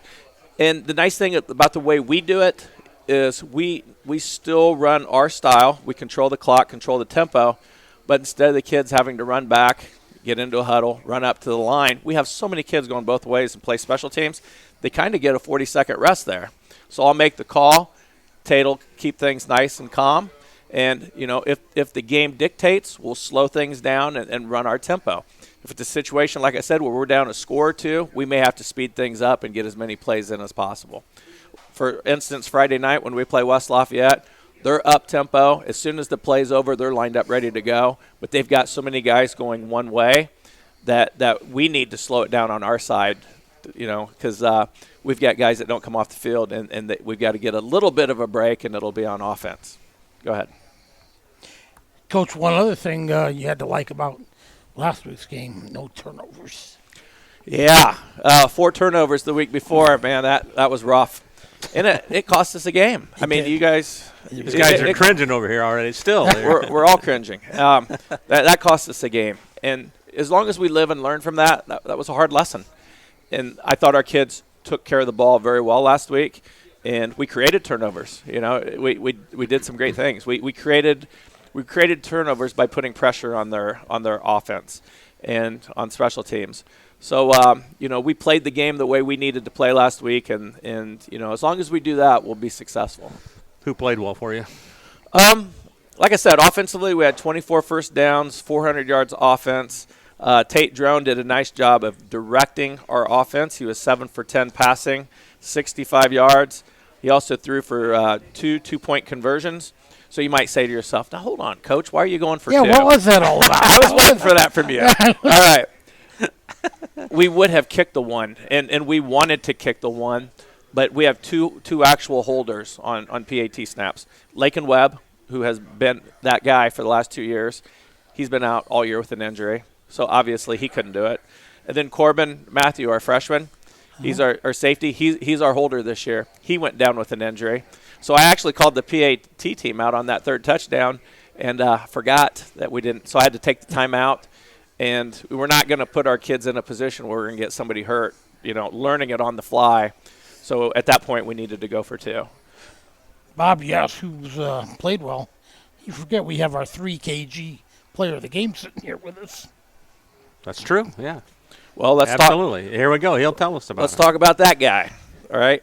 He had 13 carries for 119 yards. That's a good day for this young man. He had 1 touchdown, but he wasn't done yet, all right? He also returns kickoffs. He returns punts, and he had 7 catches for 65 yards. So he had a very, very productive night, and he also plays defense. And like I said, he plays all of our special teams. So, yes, definitely a very good football player and had a great night last week. Dylan Kidd, our workhorse from the 2-back, he had 29 carries, 188 yards, 3 touchdowns. And when you look at averages, I like to look at averages. Dylan averaged 6.5 yards per carry. So every time he touched the ball, he was getting 6.5 yards. Kelton, 9.2 yards per carry. So that's pretty impressive. And these guys will be the first ones to tell you that this guy here and the guys up front do a nice job of opening up some holes. So Kai, which you guys will talk to here shortly, he's had a great, great season at center. He's a 3-year starter and has done some great things for us at center. How important is that to have a guy with experience on the lines? Well, Kai will tell you, and we made it loud and clear when he started playing center is every snap starts with the center, and Gaston knows that. Oh, yeah, we hear about that every week. Yeah. Jeez. And, it starts at center. So if it's a bad snap, that's going to throw the whole timing of the play off and can ruin the whole play. So, it starts with him, and then from there, it just a trickle effect as far as what we're going to do. So it's very important. The other thing you'll notice about Kai is when he snaps the ball, he fires off quickly. So he snaps and is firing off at the same time. And a lot of times teams will have a nose guard on him, so he's got to get out there and block him. But I think something impressive about Kai is not only will he block the guy over him, you'll see him at the second and third level. And when I say that, I'm talking 5, 10, 15 yards down the field getting a block. Now, one of his blocks was illegal the other night. No. which We'll the referee saw it. But yeah, we'll see if he admits that or not, though. Yeah. But, no, he's done a great job. That's got to be a real blessing to a coach to have an offensive lineman that can do that. Absolutely. And we've been blessed the last several years with very good linemen, and he's just a long line of very good linemen that we have, and he fits right into the mold, and he's a great role model for our younger linemen coming up. Defensively, real quick, I just want to give a shout-out to our secondary. If you guys were at that Hamilton Heights game, oh, man, we struggled in the pass defense department. And it kind of stinks because all summer long we'd improved, gotten better. First couple games, I thought we looked pretty good in our secondary, and then we really struggled against Hamilton Heights. So the kids took it to heart. Our defensive coaches really worked them hard, Coach Hickman and Coach Zacher, and man, they had a great game. Aaron Barco, who had got burnt a few times against Hamilton Heights, he had 5 tackles, 2 interceptions, nice interceptions at that. Corbin Matthew, our freshman free safety, had 9 tackles from his safety position, but was also in position to break up passes. And then Logan Kuiper, our other corner, had 4 tackles and played outstanding pass defense. So our secondary played very, very well last year, and I thought led us in getting our shutout. I thought Barco had some great technique, especially that second pick. He just twisted his body the way he stayed with not only stayed with the pass, but he stayed with the receiver, kind of knew where both was coming from. I just, he didn't look like a guy who got burned the week before that many times. No, and I agree. He backpedaled, he turned, went with the guy, but had hands and had presence on exactly where he was. And when that ball was thrown, when that guy looked, he turned and looked and got the pick and played that picture perfect. And that's the type of player he is. So that's why it kind of surprised us that he got beat a couple of times. They all got beat the week before. Sure. But you know what? We struggled across the board the week before and didn't play to our potential. And I thought the second half of the Twin Lakes game, I thought we did play to our potential and played very well.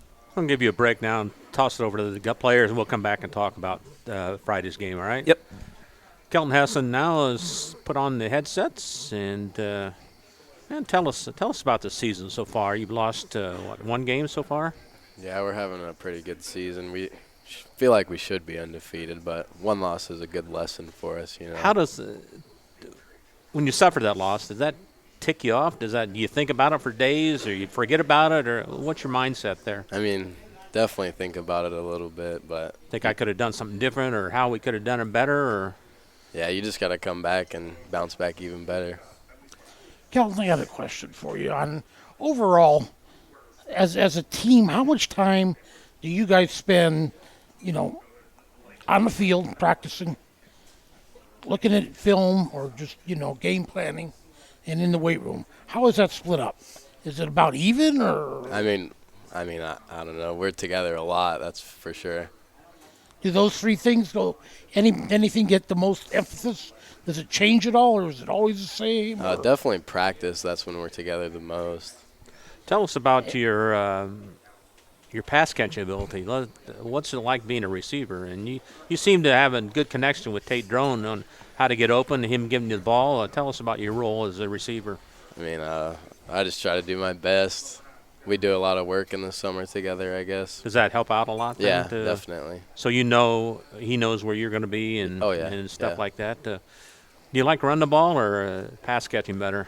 I like running the ball, getting behind my lineman. It's a lot of fun. What's it like? Do you have a chance to improvise, or you got to go the certain way the play is designed, or no, what's your thought when you run the ball? I definitely get a chance to improvise. There's a lot of cutbacks in our offense. That's for sure.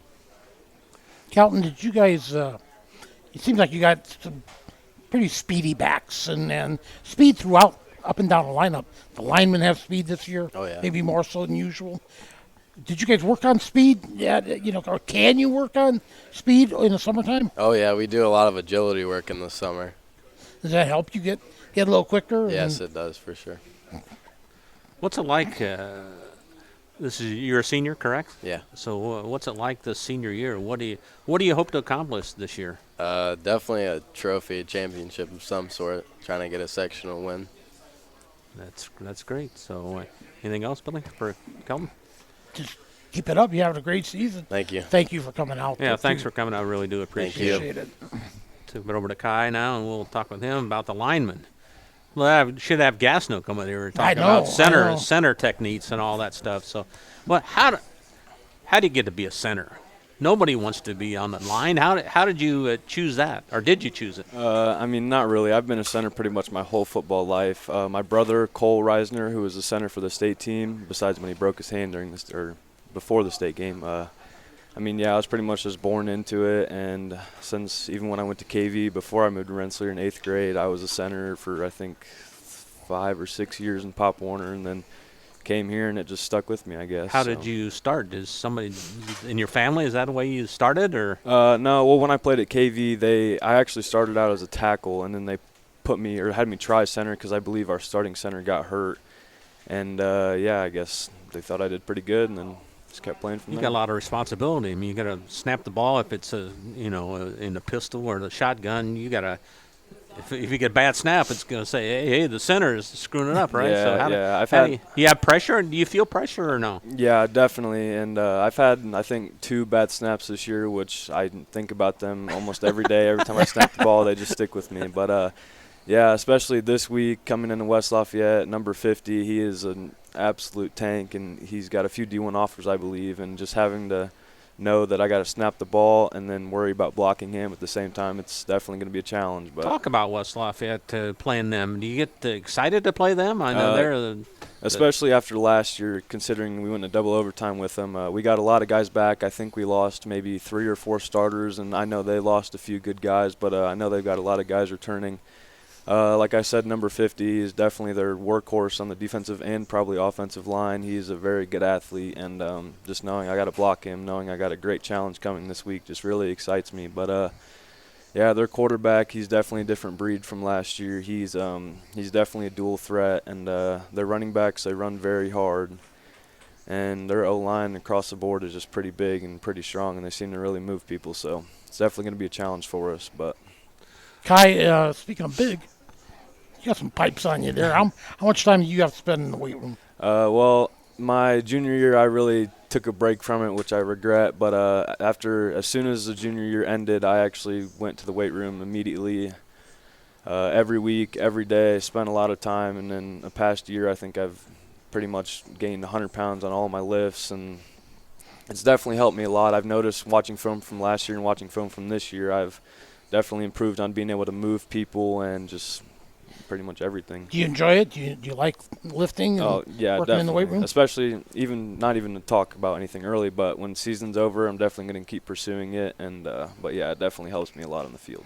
Do you guys challenge each other a lot to keep everything going, moving in the right Yeah, especially between us linemen. We spent pretty much the whole summer together, the whole off season in the weight room, and it definitely helped us all out a lot. Like me, the right guard, Jake Pickering, the other right guard, Jordan Cree. And, I mean, yeah, we pretty much were there every day together, and it definitely improved on our strength and our ability to play. And yep. Do you have to work together, the offensive line as one, even though you're 5 or 6 people? Do you have to coordinate with each other and know where everybody else is going and who's blocking who? And tell us about that. Definitely. I've actually was supposed to start at right tackle this season until our starting center and then our backup center, one broke his hand and the other broke his toe.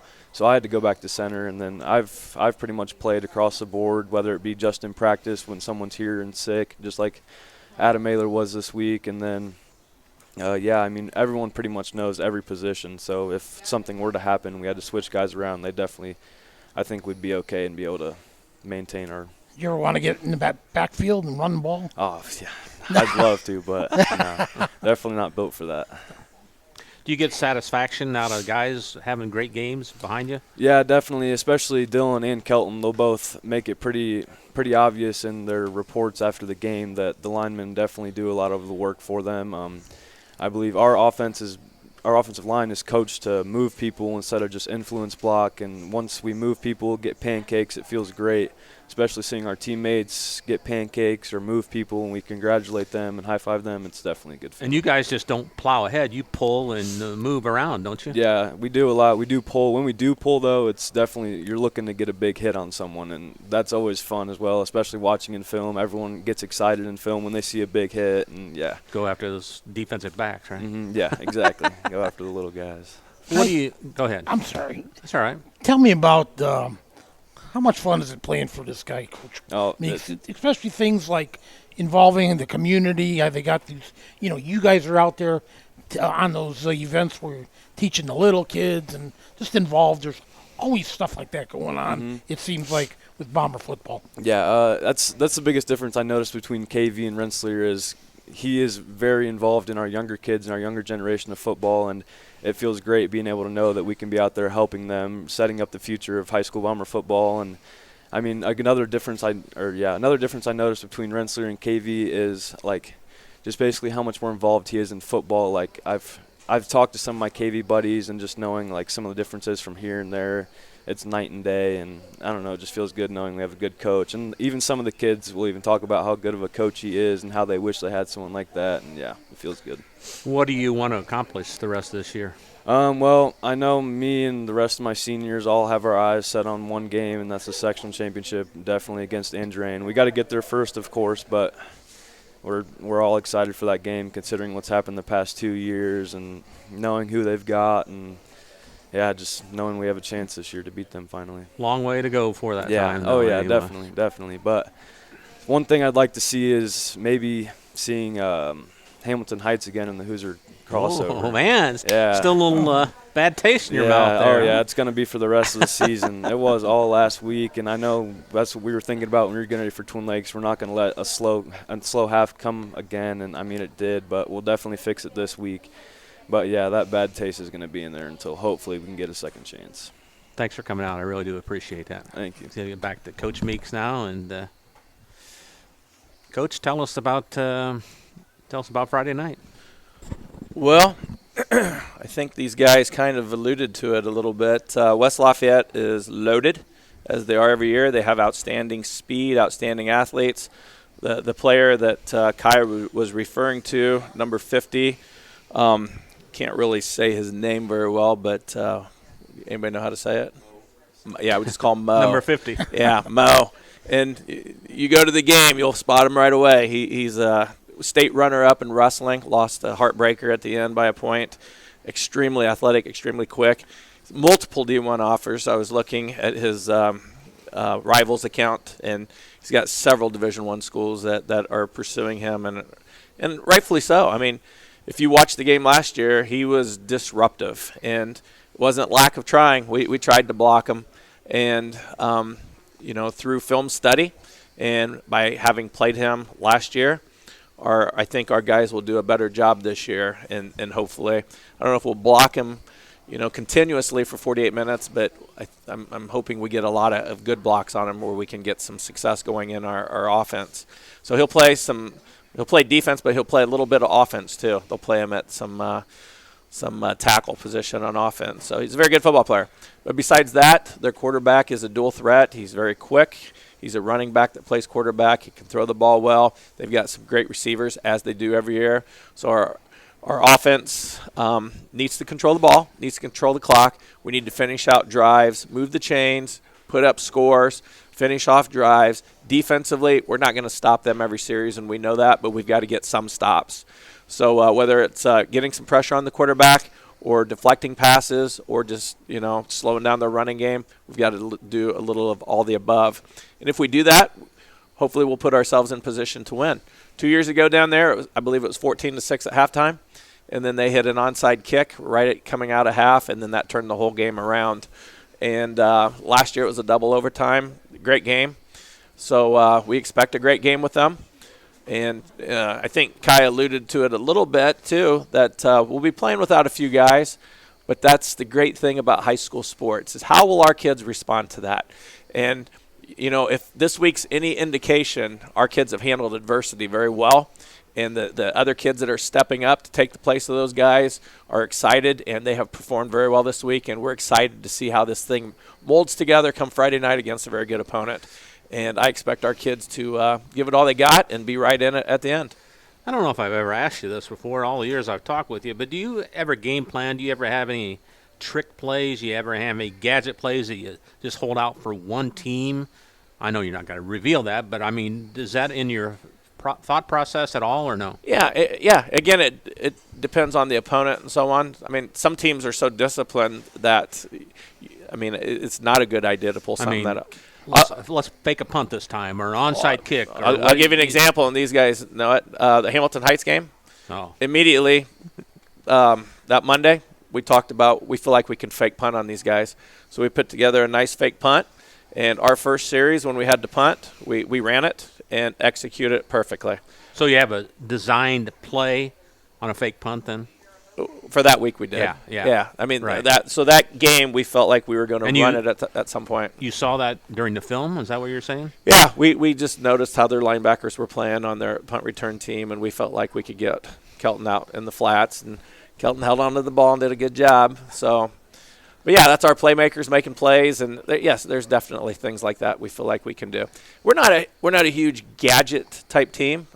You've thrown the halfback option pass a few times this year. And a lot of teams will consider our double handoffs gadget plays. It's just something we do every game.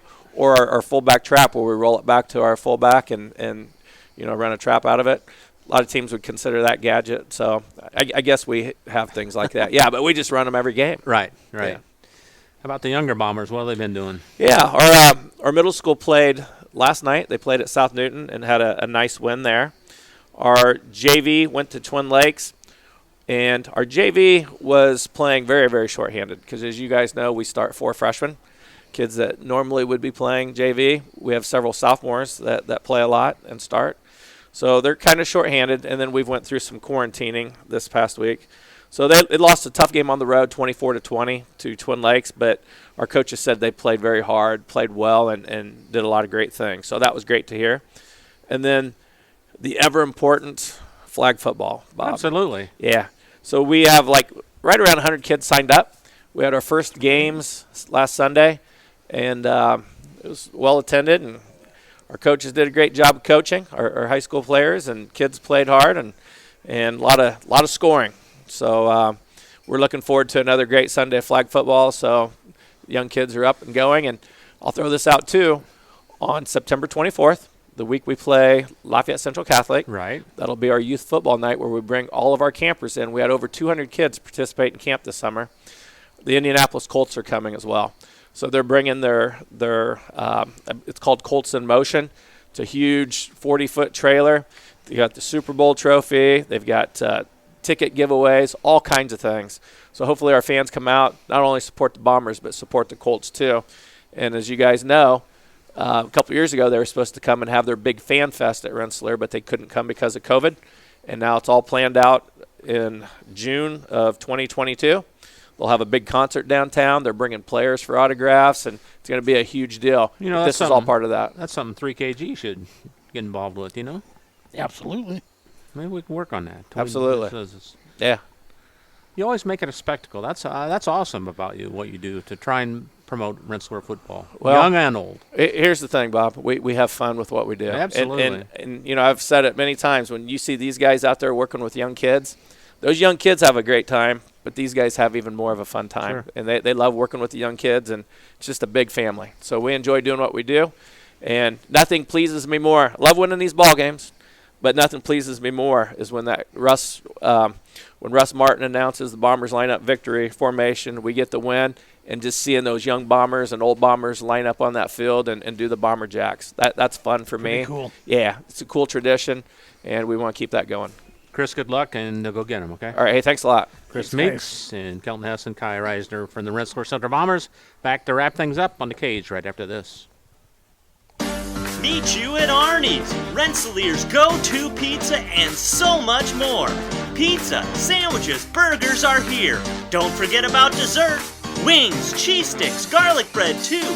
Arnie's pizza menu has something for everyone. Dine in or carry out in the best pizza in town. Located across from St. Joseph's College in Rensselaer. Call 219-866-9999 and meet you at Arnie's. Hi, this is Chuck Clark with the Underwood Insurance Agency, formerly Preferred Insurance Group. Are you tired of being sacked every month with your auto insurance bill?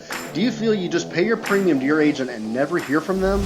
We at the Underwood Insurance Agency work with over 10 insurance carriers to get you our best rate and coverage we can, and we pride ourselves on serving our customers like they are our family. We are conveniently located in Remington and Lafayette. We can be reached at underwoodagency.com. Reach out to us to score big savings. For over 60 years, Hamster Group has helped build America. In 1958, a small Northwest Indiana builder began constructing homes. Through the years, by following the motto, quality and integrity you can depend on, Hamster Group has grown. Today, Hamster Group's associated around the country with homes, schools, shopping malls, churches, medical buildings, and more. So for your next project, large or small, and quality and integrity you can depend on, call 219-956-3111 and speak with the experts at Hamster Group. Working with our customers has been Kentland Bank's trademark for 87 years. We're dedicated to making your visit a lasting one, and helping you achieve your goals is our #1 priority. With 5 locations, Kentland Bank offers all loans needed for today's businesses and families, including car loans, mortgages, agriculture, and commercial loans. We're here to make your busy life less hectic by offering online and mobile banking, bill pay, and P2P payments. Member FDIC and equal housing lender. High-quality personalized dental service is what they do at Hillcrest Dental. For over 40 years, generations have relied on Hillcrest Dental for beautiful, healthy smiles. Dr. John Ayler and Dr. Jack Drone look forward to seeing you for your next dental visit. For information or to set your appointment, call 219-866-7117. That's 219-866-7117. Or visit hillcrestdental.net. Hillcrest Dental is a proud sponsor of all high school athletics. You're listening to The Coach's Cage, presented by the Hamstra Group. Welcome back, folks. Boy, this is a very enjoyable Coach's Cage tonight. Thank all the players for coming out. They didn't have to do that, but appreciate the guys that were here and all the coaches that came out. Our biggest turnout of the year, so middle of the football season, right? Yeah, it was awesome, Bob.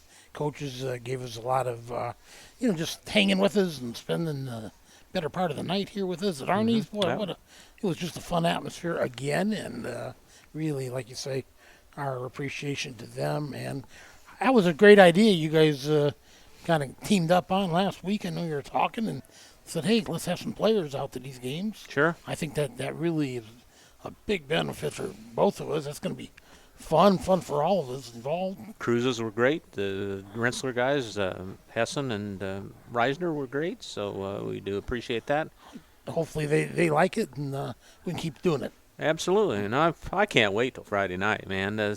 Tri-County, South Newton, it doesn't get any better than that. I know. That should be a good one, and you remember back to all those old days when oh boy, Diesel beats. Back in you were the Tri-County beat reporter there, yeah, right? Walking the sidelines, you ain't. That was in the 80s, somewhere in the 80s. Somewhere in the 80s. Somewhere, and they've been long gone, aren't they? You never got the intensity any higher in high school football. Oh those boy, guys laced it up, and I'm sure it's going to be high again Friday night. So Tri-County hosting South Newton. We'll be on the air on 3kgthecage.com. Check us out on our website. Or on Facebook. Half hour early for the Yep, it'll be start. 6:15 Central Time, pregame, 6:30 kickoff. So looking forward to it, guys. All right? Sounds good, Bobby. Hey, I'd like to thank all the sponsors for making the broadcast possible, and thank Beth here at Arnie's for opening their doors, and all the people here, and great food. Couldn't Come do it on out without and join us. Oh, yeah. These coaches that they would gladly talk to you and chat your ear off. Sure. They're all good guys. And that's what's our behind-the-scenes crew over there tonight, Jeff running the camera and Scotty running the board. Great job back there. All right, Billy. We'll see you Friday night, all right? See you Friday night. For Bill Kage, Jeff Gastineau, Scotty Miller, this is Bob Kurtz from Arnie's. So long, everybody.